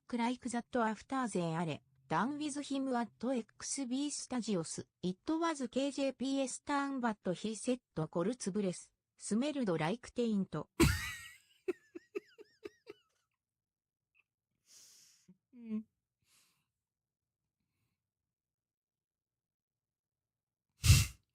There you go, Michael. I'm glad you understand now. I knew that would get through to you.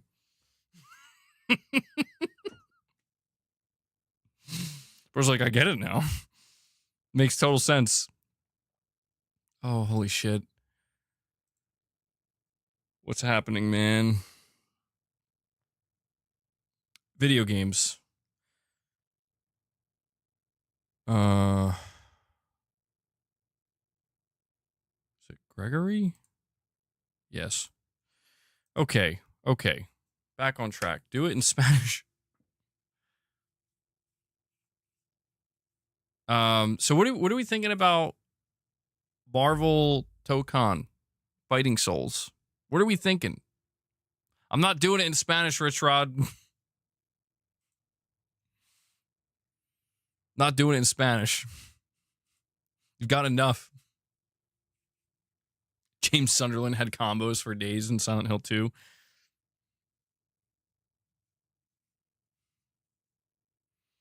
Get to the chopper, but in Portuguese. RichRod, you've gotten enough. I do have another direct donation from Perfect Image, though. Let's see. At 15 to 30 watts, the PS6 handheld plays PS subscription, video game emoji, is offline with 72900p upscaling to 1080/1440p, offering 5 to 8 hours of battery for portable gaming. 5 to 8 hours of portable gaming. 720 to 900p upscale, 1080 1440p. I'm curious to see how this PlayStation 6 handheld turns out, man, because it does seem like it's going to be quite capable. No, Rich, that's not how it works. That's if somebody wants to overcompensate, that's just extra. Ray is saying he can't wait for Liza P on PSN. That's awesome, dude. Yeah, Ray, I think you're going to like it. If you like Souls-likes, I think you're going to love Liza P. It's really, really good, man.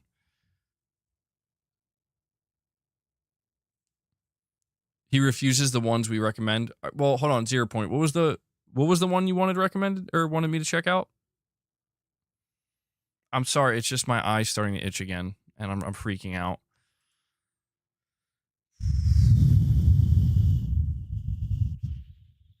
It was paid in advance. Perfect Image, we'll see, man. When it comes to your direct donation, we're going to see what happens. FateKeeper. All right, hold on. Let me check real quick.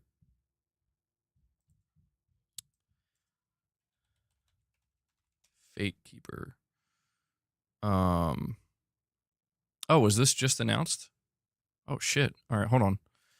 Let me readjust this. We'll check this one out, too. Because, yeah, you were recommending that this entire time, and apparently this was a new game that was just announced.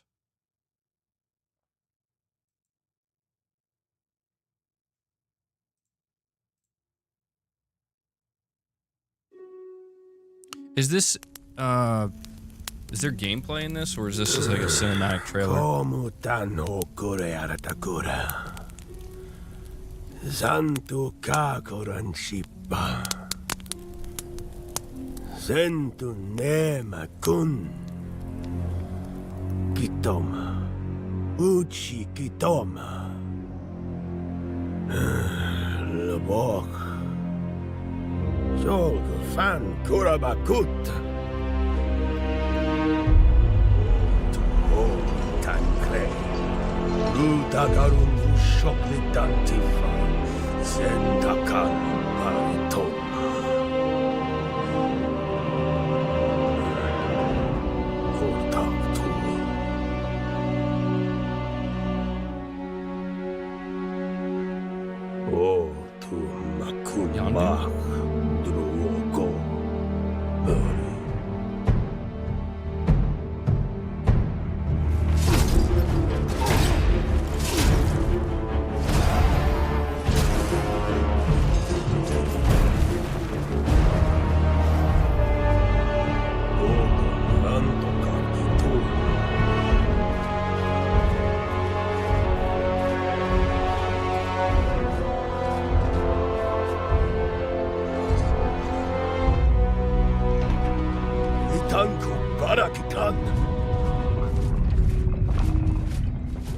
This looks very Elder Scrolls inspired.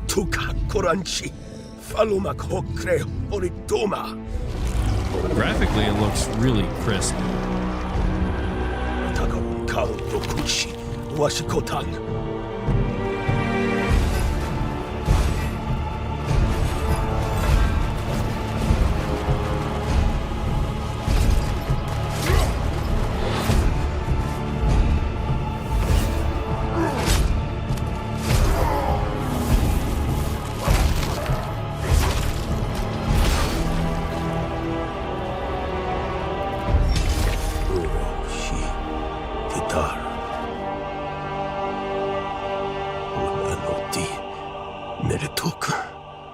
Utan ketoan shi.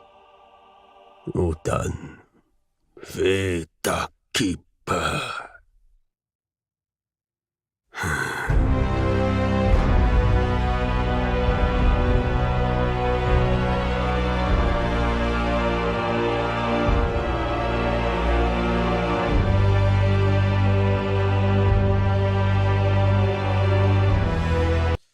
Yeah, I mean, it looks pretty good. I gotta say though, like, it's very Elder Scrolls inspired.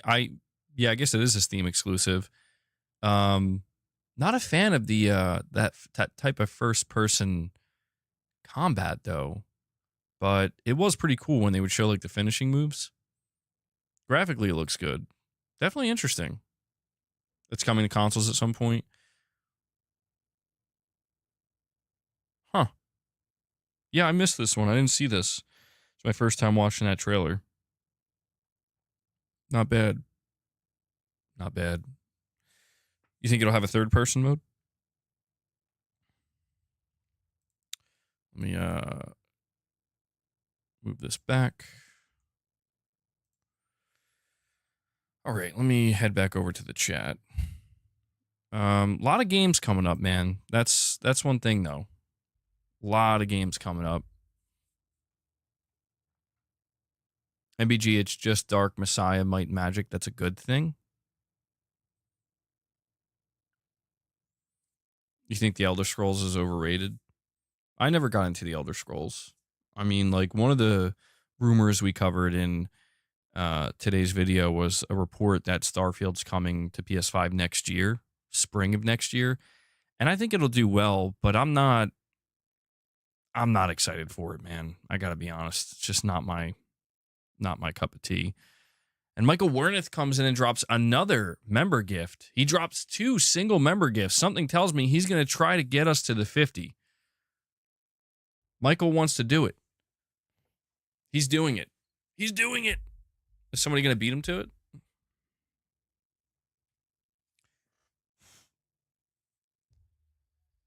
So we're at 49.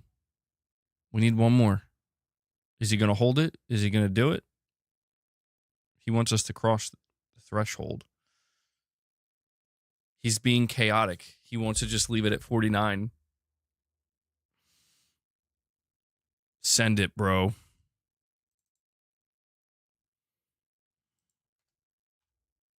Oh, 469? Oh, whoa, hold on. No, just 49. 469, whoa. I don't think we're ready for that. Add Spine to the list. Starfield's next DLC is called Starborn.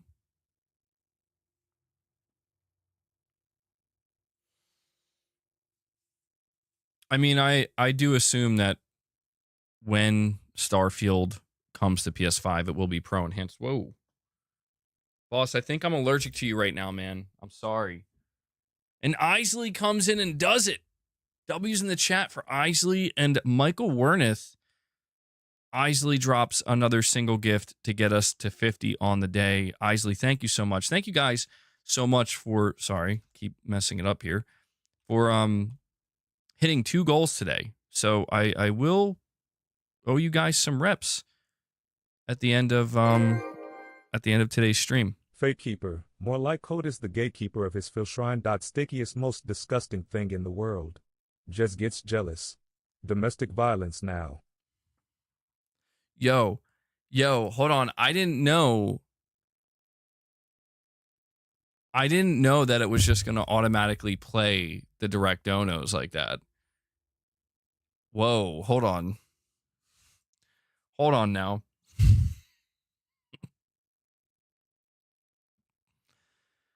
RichRod, come on, Rich. You got to change it up, bro. Like I said, I have no ill will towards these individuals, and I don't know why you're so upset with them, man.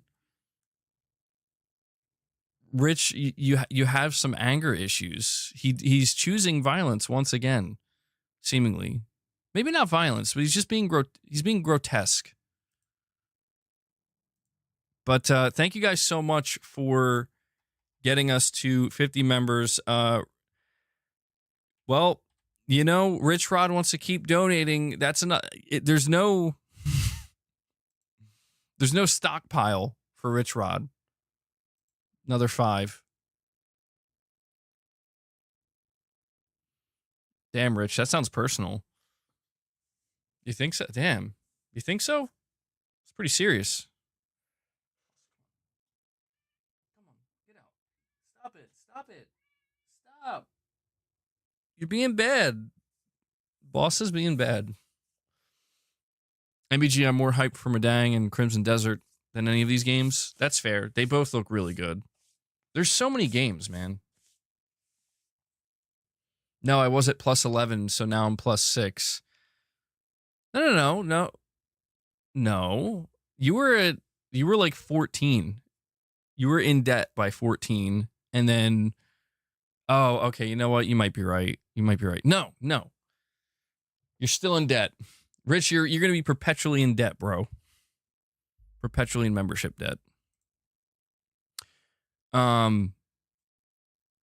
Medang game, that looks really good, though, dude.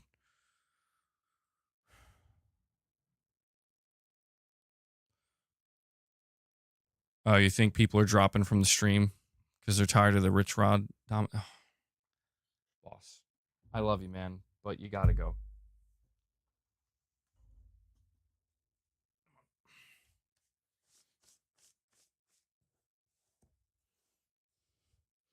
MBG, with community voice / feedback being very relevant now, wouldn't that encroach on where devs want to direct their games the way they want? Tells me some developers are hesitant with their design philosophy. Yeah, to a degree, I would say yeah. I mean, being in direct communication with the consumer and the fan base is really good, but there's like degrees, you want developers to be able to make what they want to make. You want it to be their vision, but I do feel like you're probably seeing more and more developers and studios leaning into help us mold our game and give us feedback, and we want to make it exactly what you want it to be, because I think the need to be financially successful and commercially successful has gone up. I think one of the reasons why you would see back in like 2019, 2020, 2021, you saw so many developers just saying, we don't really care what the fans want. I think it's because the money was flowing. I think it's because everything seemed like, hey, we can just do what we're fine. Like we could just do whatever we want and it's too big to fail. And I think that in the years, that lie ahead, 2023, 2024, and where we are now in 2025, I think we're seeing kind of like the chickens coming home to roost, where it's like, well, if you go too far out there in the realm of, I mean, we're talking about like certain woke stuff. That's like the first thing that comes to people's minds. But, there has to be a balance, I think. Like, it makes sense, in my opinion, for a studio like Battlefield Studios and EA to listen to the fans when making Battlefield 6, because it's like, yeah, you guys dropped the ball numerous times. You strayed way too far from what Battlefield fans wanted, and your game did fail. Battlefield 2042 is a failure. So, considering it's a historic franchise, it has a large player base, a large fandom, you would do well to, if you're going to start over, listen to the fans. I feel like on the other hand, if you have a studio like Santa Monica, right? Sony Santa Monica, Cory Barlog making a new AAA game, I feel like you should just kind of let that be what it's going to be. You want to see somebody like Cory Barlog just kind of work with that team and do their own thing and not really worry too much about, fan feedback. Because I mean, the man proved he knows what he's doing, right? With, back with God of War 2, but certainly more recently, he proved what he could do with God of War 2018 and the continuation even with Eric Williams with Ragnarok. So yeah, Cory Barlog's clearly making foam stars too. Yeah, obviously. Oh man, foam stars. That's cursed. That game was cursed. That's why I love From Software for very. What is that word? Tarnish, you keep using words I don't know. I don't even know how to pronounce that word. But sticking with their ingenious design philosophies, which have purposeful goals, and it paid off extremely well for them. Tarnish is trying to break my brain. Austerely? I don't know if I'm saying that correctly. Harsh or very strict. Okay. I've never seen that word. But yeah, I mean, From Software, it's pronounced austerely. Celery. That's how I say it. Celery. It's a British term. Oh, okay. Well, I mean, I'm in agreement. From Software, they just were like, we're just gonna do it, and that's kind of it. Starts with Demon Souls. Demon Souls internally. Sony and other executives were like, this game's a disaster. This game's ridiculous. But there was something there where, like, From Software and Hidetaka Miyazaki's like, no, I think I know what I'm doing here, and it had a cult fandom that were really intense. It's like, this game's incredible. And it was fully realized and refined for Dark Souls. And that's the thing. Dark Souls, when it came out, and it started with Demon Souls, but again, going mainstream with Dark Souls, it leaned into the whole idea of like, it's just going to be incredibly difficult and sometimes flat out unfair. And it's like, but what about? It's like, no, there's no but what about. That's what we want to make, and that's what we're making. And we're going to make it really well.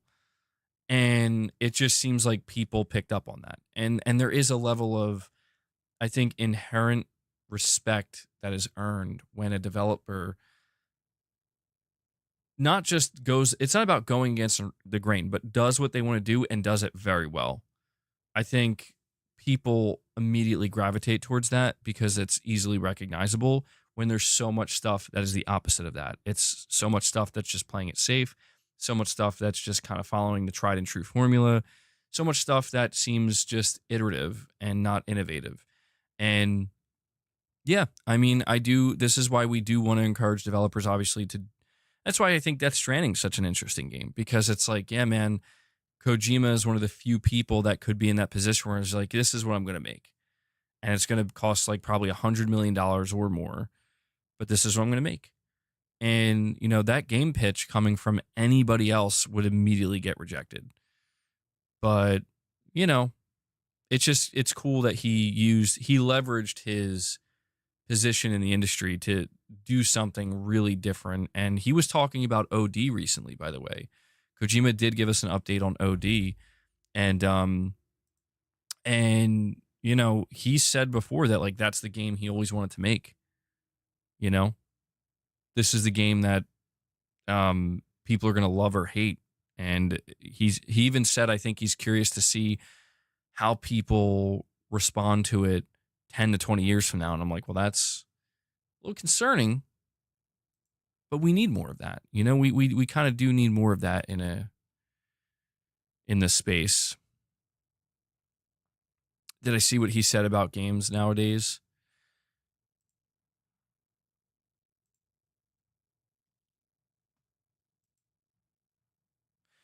For some reason, it won't play the milestone chats, but Generic White Male, a member for 17 months, says, I remember when Demon Souls originally came out on PS3, it sold so well they ran out of physical copies as they didn't expect it to do so well. Yeah, Sony was very surprised by that. And by the time Sony realized that Demon Souls was actually a success, by the time they realized that, they knew it was like, well, you know, we kind of left a bad taste in From Software's mouth. That's a weird way to say that. Why would I say it like that? Basically, they were not on good terms with From Software, and they had to mend that with, you know, Bloodborne and going into the PS4 generation. But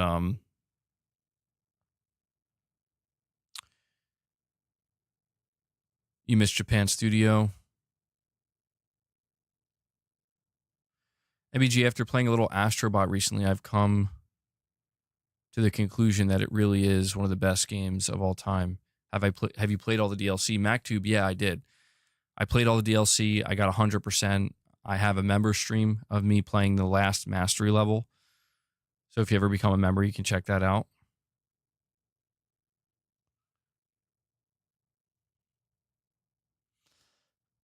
Ostentatious. Tarnish can't stop. They can't stop. Sony didn't believe in its triple anus. Or just its anus. How dare you, Sony? Kojima won't play Metal Gear Delta. I saw that, yeah. I mean, I don't know. Is that... How do we feel about that? We talked about that a little bit earlier, but is that surprising? Do we think it's surprising that he won't play Metal Gear Delta?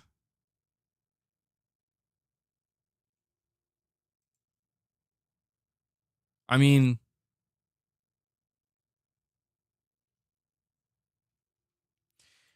I don't think it's surprising. I just think...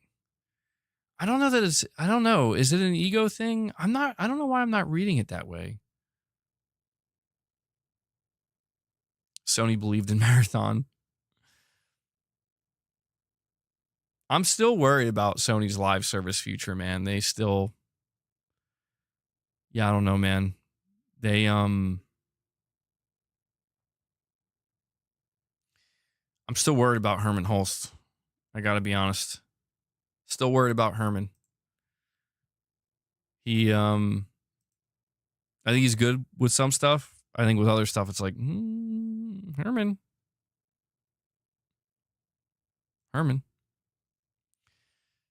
You think it's an ego thing? MRPD? Ego thing? It was after what he said about games nowadays. Let me see if I can find...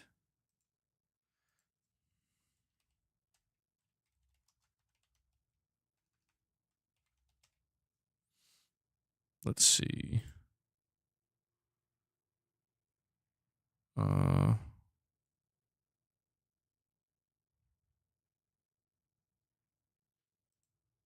Okay. Hideo Kojima may be the creator of the seminal stealth series Metal Gear, but that doesn't mean he will play Metal Gear Solid Delta Snake Eater, the remake of Metal Gear Solid 3.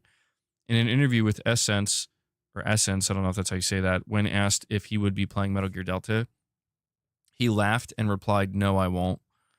Asked why he chose to develop a sequel for Death Stranding rather than pursue a new project, he told the interviewer, "It's my IP," and acknowledged his decision to expand into other media and film and anime came from his business side. It's also why he developed his stealth series Metal Gear into a franchise. Even during my days at Konami, I was thinking about the business side as well. That's one of the reasons I continued Metal Gear. But this time I have a whole studio and staff behind me, so I had more responsibility. Trying to find another... Yeah, I'm trying to find where he talked about games these days. Too many games are similar these days, is what he's saying.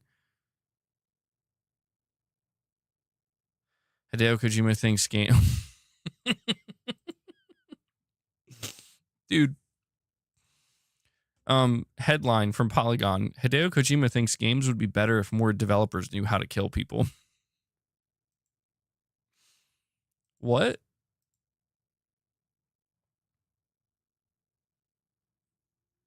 In a far-reaching interview with fashion company, he did the interview with a fashion company? Kojima gave his 2 cents on the games industry. To put it bluntly, he's not impressed. Kojima describes watching Summer Game Fest and its many trailer debuts, but despite the number of games highlighted, many of them seemed samey and boring. Most of what he saw involved fighting aliens or monsters. He says, meanwhile, as big studios struggle with sales and layoffs, indies are hitting it out of the park. He laments that even the visuals and the systems are pretty much the same. He gets why games go down that route. People like it, but he says it's important to put something really new in there for the industry. He's not wrong, but it's funny to hear him say this when Kojima is such a prominent component of Jeff Keighley's events like Summer Game Fest. But notably, Kojima doesn't use the stage to show off action. He says if there is no risk, there won't be any good things that would be born.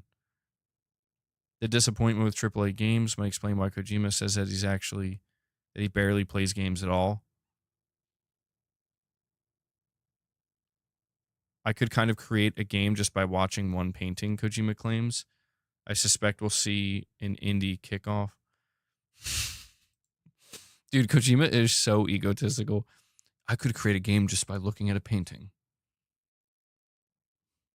I could create a game just by blinking. That's such a funny thing to say.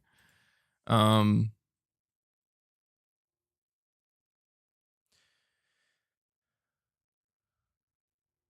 most outrageous aspect of the interview is when Kojima casually... Sorry.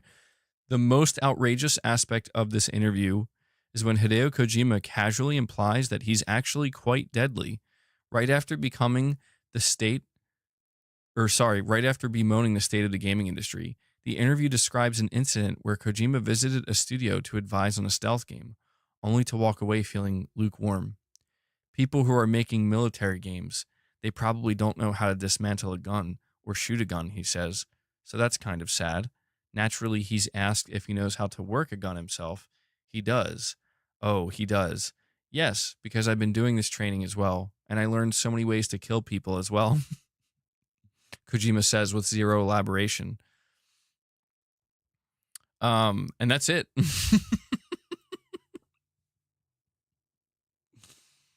Bro. That's so funny. Like, I think that's just the entire quote. I learned so many ways to kill people as well. That's it. That's the end of the interview. Let me see what he has to say about OD, though.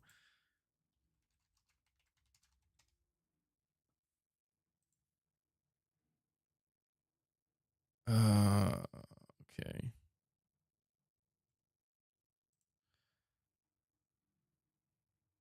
OD, which Hideo Kojima previously described as a little bit risky and a game like no other, is being produced in collaboration with comedian and filmmaker Jordan Peele.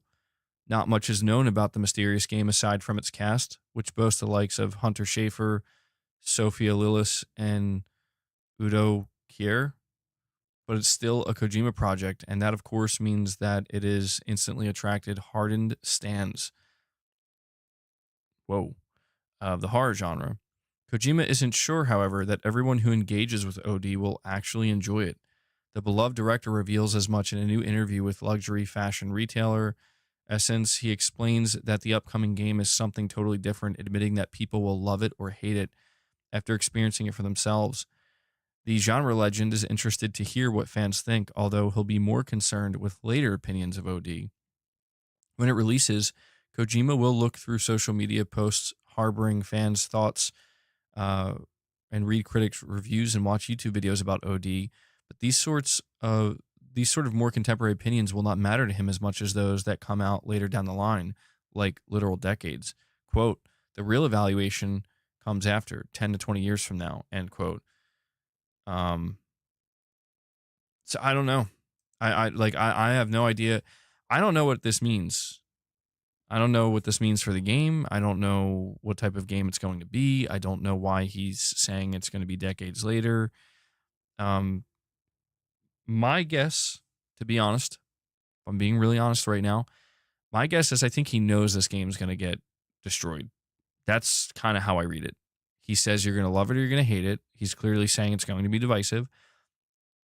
He knows that the internet's going to probably react negatively, but he maybe believes that this is going to be one of those situations where people hate it at first, but then 10 years later, people are like, actually, that game was amazing, or that game was very innovative. I don't know. That's kind of the read I'm getting here with what he's saying, but not entirely sure.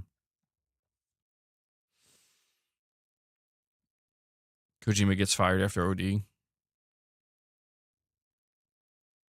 I mean, what's interesting to me about OD is that it's going to be horror. So, like,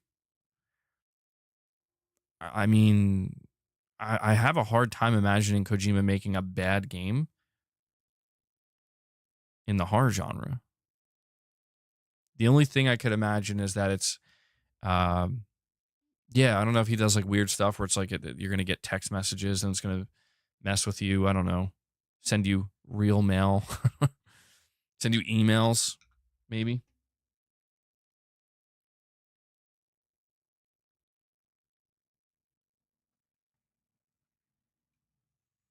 Death Stranding was supposed to be a horror game from memory. Yeah. I mean, there's certain aspects of Death Stranding that are kind of horror, certainly. Don't worry, it will be Xbox branded so he can do anything and everyone will blame Xbox. I mean, I feel like there's some truth to that and he knows it. I need a Kojima poster instead of a Kratos poster. Yes. Maybe a Kojima cardboard cutout.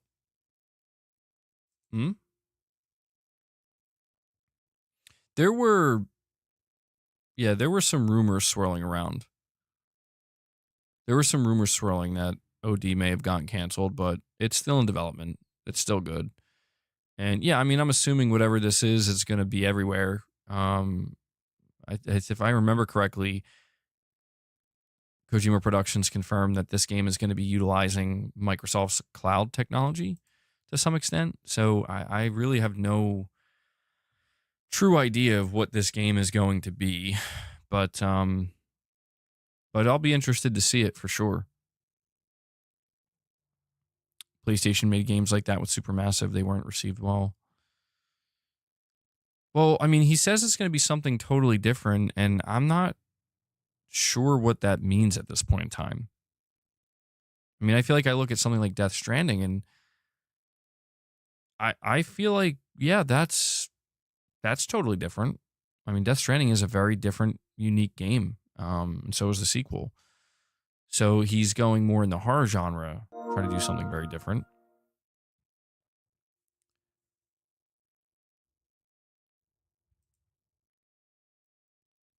Is it not playing the it stopped reading the guys, just so I'm not crazy here, the AI voice stopped reading the messages, right?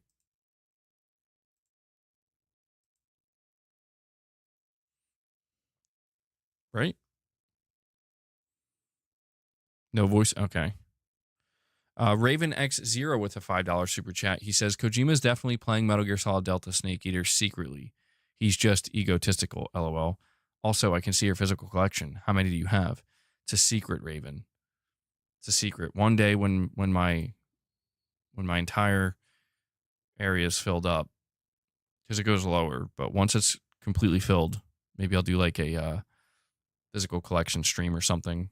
We'll go over all my games. Got a copy of Balan Wonderland. Really though. 53 games, you think? 53 is your guess?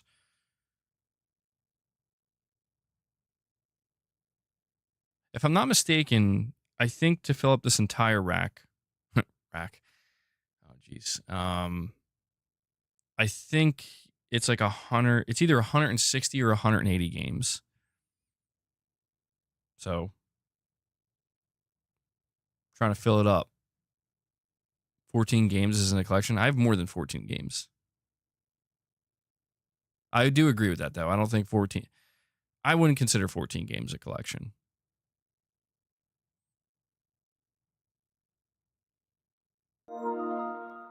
Hanzo, you're heading out, man. Thanks for hanging out. I do appreciate it.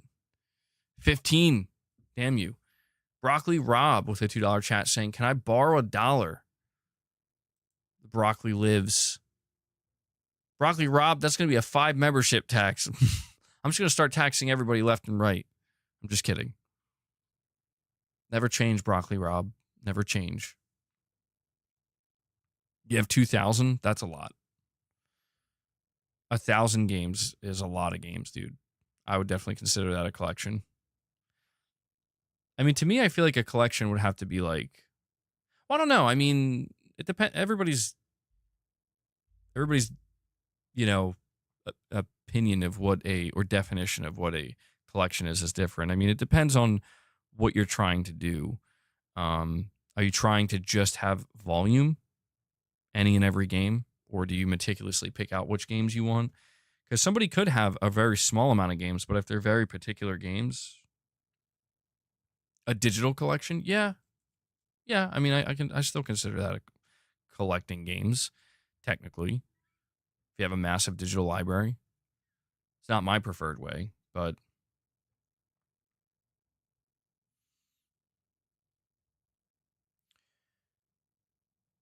you have a massive game collection. It becomes too much eventually, so I had to stop. I wonder if I'll ever get to that point. Do I have any full collection of any PlayStation console games? No, definitely not. Nothing like that. No, my hope, like basically I want to have a PS5 game collection, and my hope is that by the time we get to the PlayStation 6, being able to collect physical PS6 games will still be a thing. And I can basically, you know, my assumption is that physical PS6 games will be the last. That's it. Like that's, you know, once we go into the farther future, into the PS7 and beyond, I'm assuming there will be no more physical games, or it'll be like super rare or like purely collector's editions, which, you know, I'll probably not be part of that. And so, you know, I think I'm just going to try to amass a PS6 and PS5 collection, and then just maybe that'll be it. I did have collections earlier on, like when I was on the PlayStation 1, I never really amassed a collection. You know, I was a kid. I didn't really care. I had a pretty decent PS2 collection of games, but I think one day I ended up just trading them in for some reason. 360, I had a decent amount, but yeah, I don't know. I never really like looking back on it, I never really amassed like a very large collection. And I want to see if by the end of the PS5 generation, if this could be like the first generation where I have a very large physical collection. Now, I don't know if I'm going for like hundreds of games. That's a lot. But, you know, I just want to have a collection of physical PS5 games that I feel good about, you know, like that'll be able to fill up a really big, you know, game case or whatever. Really big shelf. I do have some digital games as well, but you're an Xbox gamer. Physical hunting is hard this gen. Yeah, I mean, yeah, if you're on Xbox, I feel like it's becoming nearly impossible. I think just many games are not getting physical versions. I don't want that to, dude, I don't want that to happen to PlayStation. That's going to be really sad. But yeah, I don't know. I guess I just want to kind of amass a collection of PS5 games and hopefully PS6 games, because it's like, yeah, this might be it. You know, after the PS6, anytime you want to collect physical video games from that point forward, it's just retro now. You know, you're retro game hunting. There are no more new physical games. That's going to be a depressing day, but you need to get a shelf for your physical games. Yeah, this one I have is old. And Michael Werneth comes in and drops another 10 member gifts on you guys. Michael Werneth coming out of nowhere. And he drops another 5. Michael. He drops another single. He makes it 16. Bro just dropped 16 member gifts. That's like, I think, the first time I've ever seen 16 dropped. Not a 10 bomb. Not a 15 bomb. But a 17 bomb. What's he doing? What's bro doing? Guys, we need some W's in the chat from Michael Wernath. I think he's trying to get us up to 70. He dropped 15. Now he's doing some singles. No, he's trying to get us to 69. That's what he's doing. I think, Michael, I think you would need to drop one more. We're at 60. There he goes. I knew he did it. He did it. He's chaos, man. Uh-oh. Jake Skew is throwing him off, though. I think Jake Skew thought he was going to be number 69. You know what we'll do? Hold on. We'll do this. I'll do this just for you, Michael. Hold on. Ignore it. You're going to see a boss soundbite play.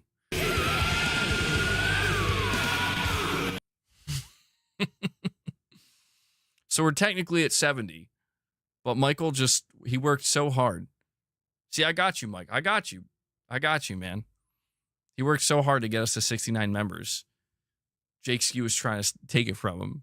Jake, thank you so much for the single gift. And Michael, thank you for, I think that's 18 memberships. Michael doing some heavy lifting today. And I will let you know, we are at 70 now. So we're 5 away from hitting 75. A third goal.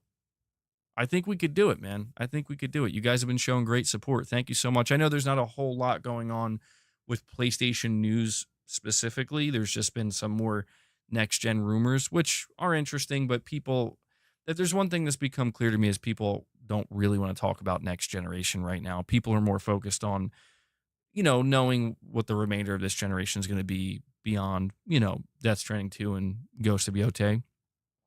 But, thank you guys so much. Yeah, we're totally fan-funded here. You guys know that. You make it possible for me to continue to do the podcast. You make it possible for me to put out the videos and run the channel. And we have the Steelers, 4190. Steelers comes in and drops another 5 memberships, and he does it. I will keep that 69 there for Michael. It's the least I could do. So we got 69 plus 6, which takes us to the 75 mark. And boom, just like that. The Steelers takes us to the third goal. And guys, it's within reach. I mean, we still have some time. Is it possible we're going to hit another 100 members today? I don't know. You guys have been crazy lately. We hit 100 members on the last stream, which was crazy. And we're awfully close. We are awfully close. Was not expecting that. Thank you guys so much. Really appreciate that support. And Steelers, let me give you a soundbite here. We got Herman, bro. This is an incredibly exciting time for PlayStation. You got 69 plus 6. It is an incredibly exciting time. I can only assume the Steelers 4190 is an Eagles fan. Clearly an Eagles fan. MBG, I checked out Days Gone Remastered for a few minutes to see new update, and within minutes I couldn't stop playing. I had to stop as I'm playing Death Stranding 1. Yeah, dude, I fell off of Days Gone Remastered. I did want to get... I wanted to get all of the DLC trophies for it, but I practically gave up because I told you guys when I was trying to do the permadeath mode, for Days Gone, and I got discouraged because I thought you couldn't save. I thought you had to just play it through. And I was informed that actually you can save. There's just no autosave. You have to manually save at your bike. That's the only way you can save in that mode.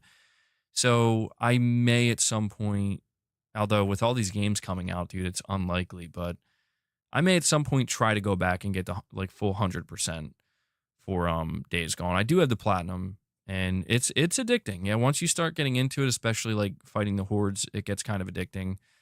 But to anybody who just got gifted a membership, by the way, I do have a member exclusive gameplay stream where we actually got the platinum for, it was like the last couple of hours of gameplay to get the platinum for Days Gone Remastered. So be sure to go check that out if you're interested. The remaster has some new quirky bugs carried over from PC. The hardest game I've ever played. I don't know. I mean, Liza P New Game Plus final optional boss battle may have been the hardest. That may be the most difficult gaming achievement. So when you play Liza P, and you know, for anybody who's planning on playing it soon, might want to keep this in mind. If you play Liza P, you do not need to do New Game Plus to get the platinum, as far as I'm aware. But one of the requirements to get the platinum is you have to defeat the final optional boss fight. There's one more bonus boss fight that you don't have to do it to beat the game. But if you want the platinum, you got to do it. I forget what I did. So there's like, if I remember correctly, there's like 2 different endings you can get. Even when you beat the final optional boss, if I remember correctly. And I did something where I forgot to save to the cloud, essentially. And so because of that, my only other option was to, I'm trying to see, like, you can restart the game if you want, and you don't have to do New Game Plus. But I thought, for some reason, I thought it would be easier to do New Game Plus because, like, I have all this gear, you know, I want to go through the game being more powerful. And I did. You go through the game in New Game Plus, you're way more powerful. Everything is a lot easier except that final optional boss battle. When I got to that final optional boss battle, even though it was a New Game Plus, I was losing it, dude. Like, I was losing it because I was like, I think I just screwed myself. And I was like struggling to accept. I was like, no, this can't be it. Like, I know I can do this. And I almost had a freaking mental breakdown over that game. So that, you know, because the last boss battle is ridiculously difficult because it's optional. And then when you put it in New Game Plus, it's just crazy. And so it almost broke me, but I did do it. I don't know how I did it, but I did it. And to be honest, I think that was the most difficult thing I've ever done in any video game. I mean, I've beaten the Dark Souls games, and there was a ton of challenge there. Bloodborne was a challenging game. Even Elden Ring was a challenging game to an extent. But that to me was like, that was a skill check like no other, where it's like, you're either going to get good or you're just not. Like, because there's no way around it. It's just like, you got to figure this out. And I feel like I barely beat that boss, but good times. Good times. So that's why Liza P is one of my most proud platinums. And one day I'll go over my platinum. One day you guys will realize, one day you guys are going to find out I have the Concord platinum.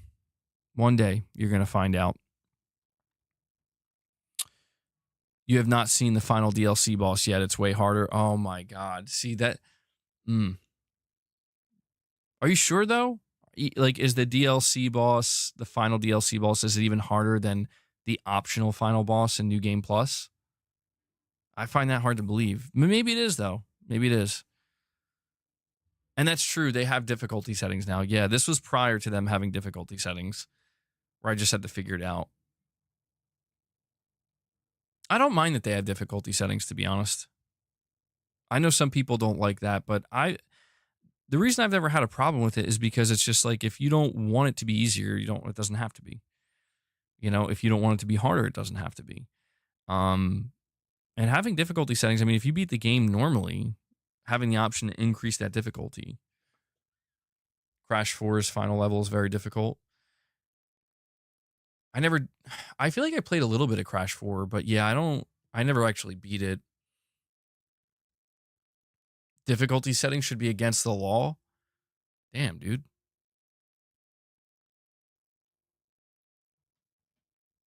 I don't really have much of a problem with them.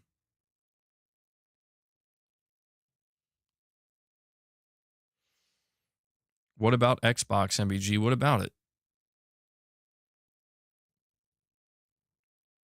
I don't understand what do you mean? Should Xbox have difficulty levels? Easy mode should be normal mode again. I feel like that's contentious. Now that I think is a controversial take. Dark Souls would not be the coveted series it is today if it had an easy mode.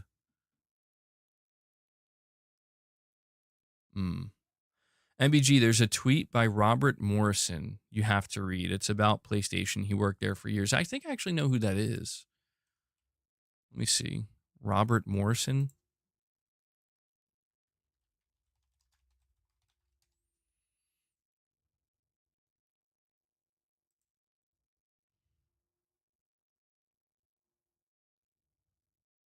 I'm assuming it's this tweet that got like 163,000 views and 2,000 likes. He says PlayStation needs to, and then he lists a bunch of bullet points. Keep PlayStation games on PlayStation. Focus 90% on single-player games. 4-year development cycles. Shorten the scope of major titles. Fund indie teams with proven prototypes. Less contractors, more staff positions. Increase cross-sharing of proprietary systems, pipelines, and processes. Form 30 people special teams at each first-party studio working on original/unique prototypes. Build a stronger culture of listening to each member of the team over focus groups. That's an interesting one. That right there, that's some interesting insight. Encourage, reward, and promote the outspoken team members more, not the yes men. Also, this is a good tweet. Specifically, those last two lines right there are quite revealing. Now, Robert Morrison, he is a former PlayStation developer. I think he was part of the layoffs, unfortunately. He says, build a stronger culture of listening to each member of the team over focus groups. Encourage, reward, and promote the outspoken team members more, not the yes men. Dude, it's so funny because I feel like those two things are, those are the two things that fucked Sony last year with Concord. Those two exact things. You know, Sony focus tested Concord, and for some reason the feedback they got was like, this is great, this is fine. And we did get a report straight up that one of the biggest problems with the development of Concord and that studio was toxic positivity and just yes men. Like if you had any negativity or any feedback or any constructive criticism, or if you were outspoken, you kind of got treated like, what's your problem, bro? I mean, to me, that was obvious. And I hope this shit, see, what I wonder is how far this extends. Because I don't know how many of PlayStation's teams are like this. I mean, obviously, all these companies focus group. They always do focus group testing. But yeah, it's not like it's exclusive to PlayStation or something new. But sometimes I do wonder if like Sony leans too far into that. I mean, that recent report we got at Fair Games was super interesting because apparently Sony just had PlayStation players play it. They just had NDA'd people on PSN. Like you just had to sign an NDA and you could play Fair Games. And apparently the feedback was not good. And that's good because like to me that, I don't know if, I guess, does that count as focus group testing? I'm not sure. I guess it would, but it's like, yeah, that's what you need to do. You need to just put it in the hands of people playing on PlayStation. You need to put it in the hands of your customers and let them tell you. Like, and I know this goes against the whole idea of like, well, you got to let them make the game they want. And it's like, well, yeah, but if we're talking about something that's supposed to be a massive commercial success live service title, you got, like, in that case, you really should listen to what people want. Because if you try, I feel like you can make a single player game where the developer says, F you, I'm going to make what I want. And that's fine. And I think we see that all the time. But I feel like in terms of live service where your game lives or dies based on how your player retention looks, you want people to, you want them to guide your hand in that sense. And like, you got to make a game that people are going to want to keep playing. You know, to be honest, a live service game is supposed to be the opposite of controversial. you could argue making a controversial single player game has its pros, you know, like it has certain benefits to it. But yeah, I mean, I'm not against what he's saying here. So he says keep PlayStation games on PlayStation. Oh, and he does say here, everyone is passionate about video games, and I love that. You don't have to agree with me. I never expect that. I respect different opinions. It's just an opinion. Whatever's best for gamers, no matter what you prefer, I'm for it. I hope to see the industry in a more healthy state.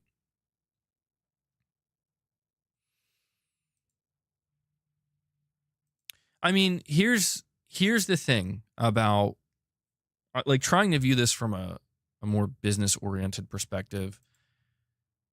The things that he lists here, I think, are actually not bad. I mean, keeping PlayStation games on PlayStation, focus 90% on single player games, 4-year development cycles, shorten the scope of major titles, fund indie teams with proven prototypes, less contractors, more staff positions. I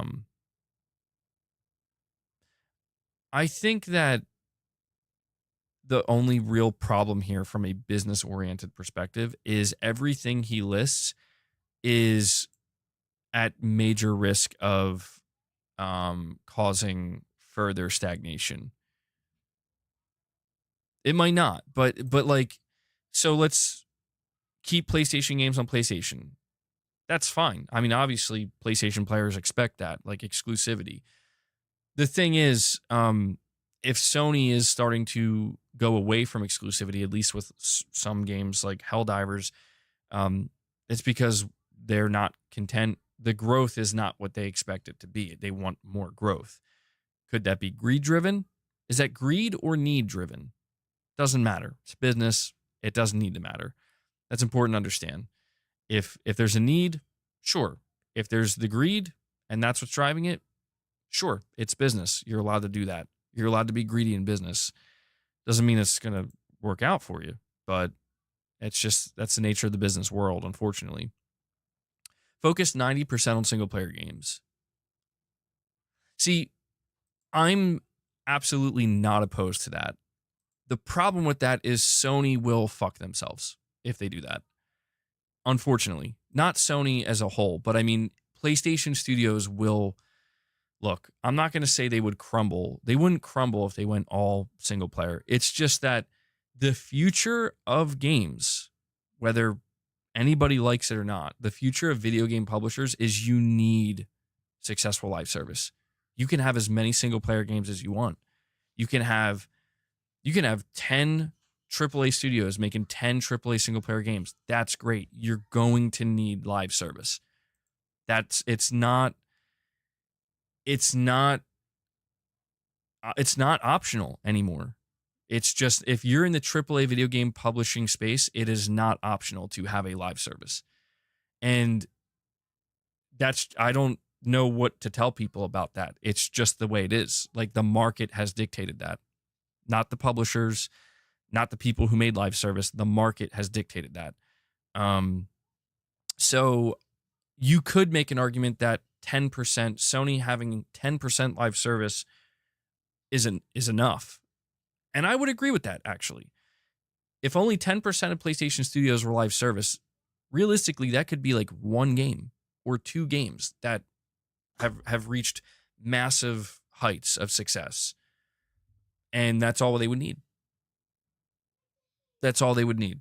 But I don't know that Sony, I mean, maybe with Helldivers they've achieved that, but I still don't know that that's going to be enough to solidify their future as like a de facto, like we have a live service pipeline that is just a pure money-making machine, and we don't have to worry anymore about that. I don't know that Helldivers alone should produce that type of confidence yet. So I can understand why they, frankly, I know it sounds bad. I know this sounds bad, but if we're trying to be realistic, if we're in the boardroom meetings of Sony, they probably look at Helldivers, they probably look at MLB and Gran Turismo, and they're like, we need something bigger. I think that's what Sony wants. I'm going to be real. Like, I think Sony wants a top 3 live service game. I think that's kind of obvious.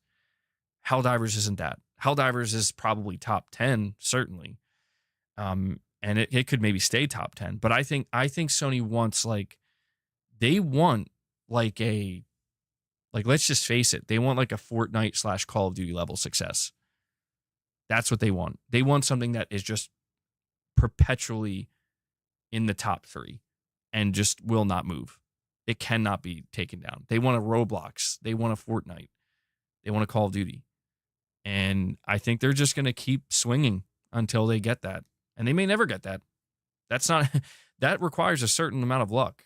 They might never get that. And I don't know if they're going to be able to. But I would love to see Sony go 90% single player. I would be okay seeing Sony not do, I don't want to say not do any multiplayer. I do want some multiplayer from Sony, but I don't know that I like the approach they're taking still. I understand why they're doing it, but I am still very nervous about it. But yeah, I feel like, shorten the scope of major titles. I mean, that sounds good on paper. But look at the way some people are reacting to Mafia, dude. It's a perfect example of there it is. That's, if you want AA games, that's what you're going to get. $50, 8 to 12 hour games that, play it relatively safe and they're not trying to innovate in the AAA space. They're just trying to make a good $50 video game that people are relatively satisfied with. That's what you'll get. And, I don't really have much of an issue with that. If, you're saying Mafia is not on the level of any Sony studios. You do have to wonder if maybe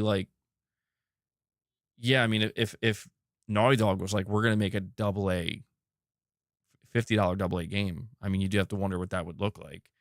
Maybe Uncharted The Lost Legacy is what that looks like. And people did like that. But I don't know, man. I just feel like Sony could go against the expectation if they wanted to. Sony could say yeah, we're going to kind of walk backwards and not lean so heavily into the big over the top massive production value AAA game.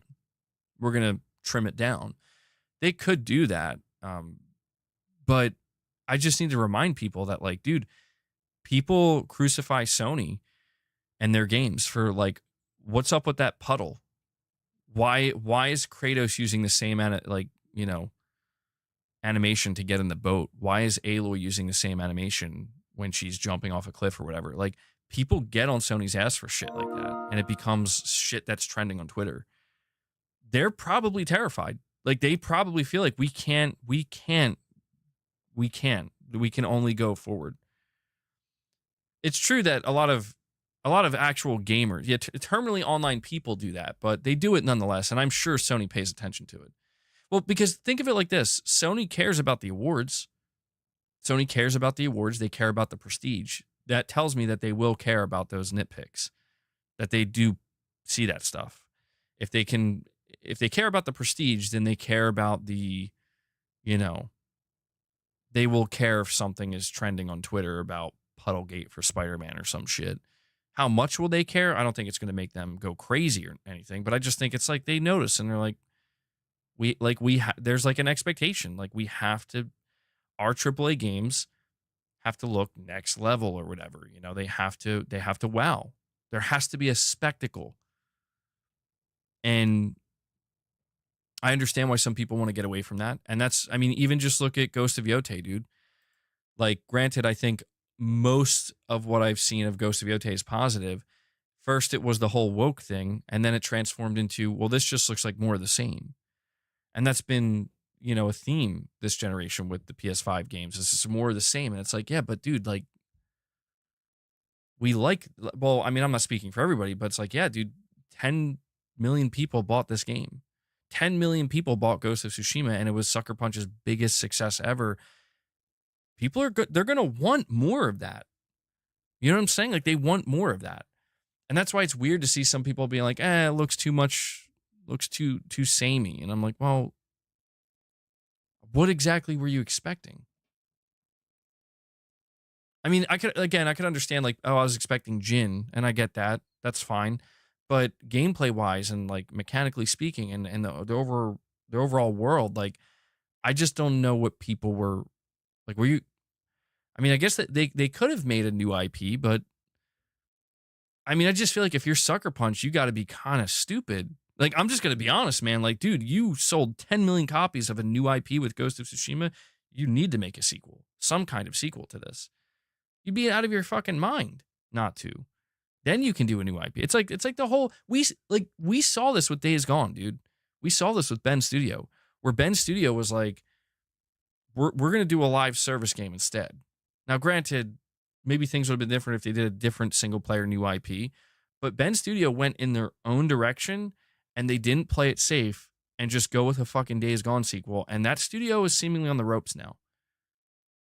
And I'm like, look, man, I know there's sequel fatigue, but goddamn, at least solidify your franchise. Solidify your franchise. And then that's why I think Naughty Dog's doing it kind of smart.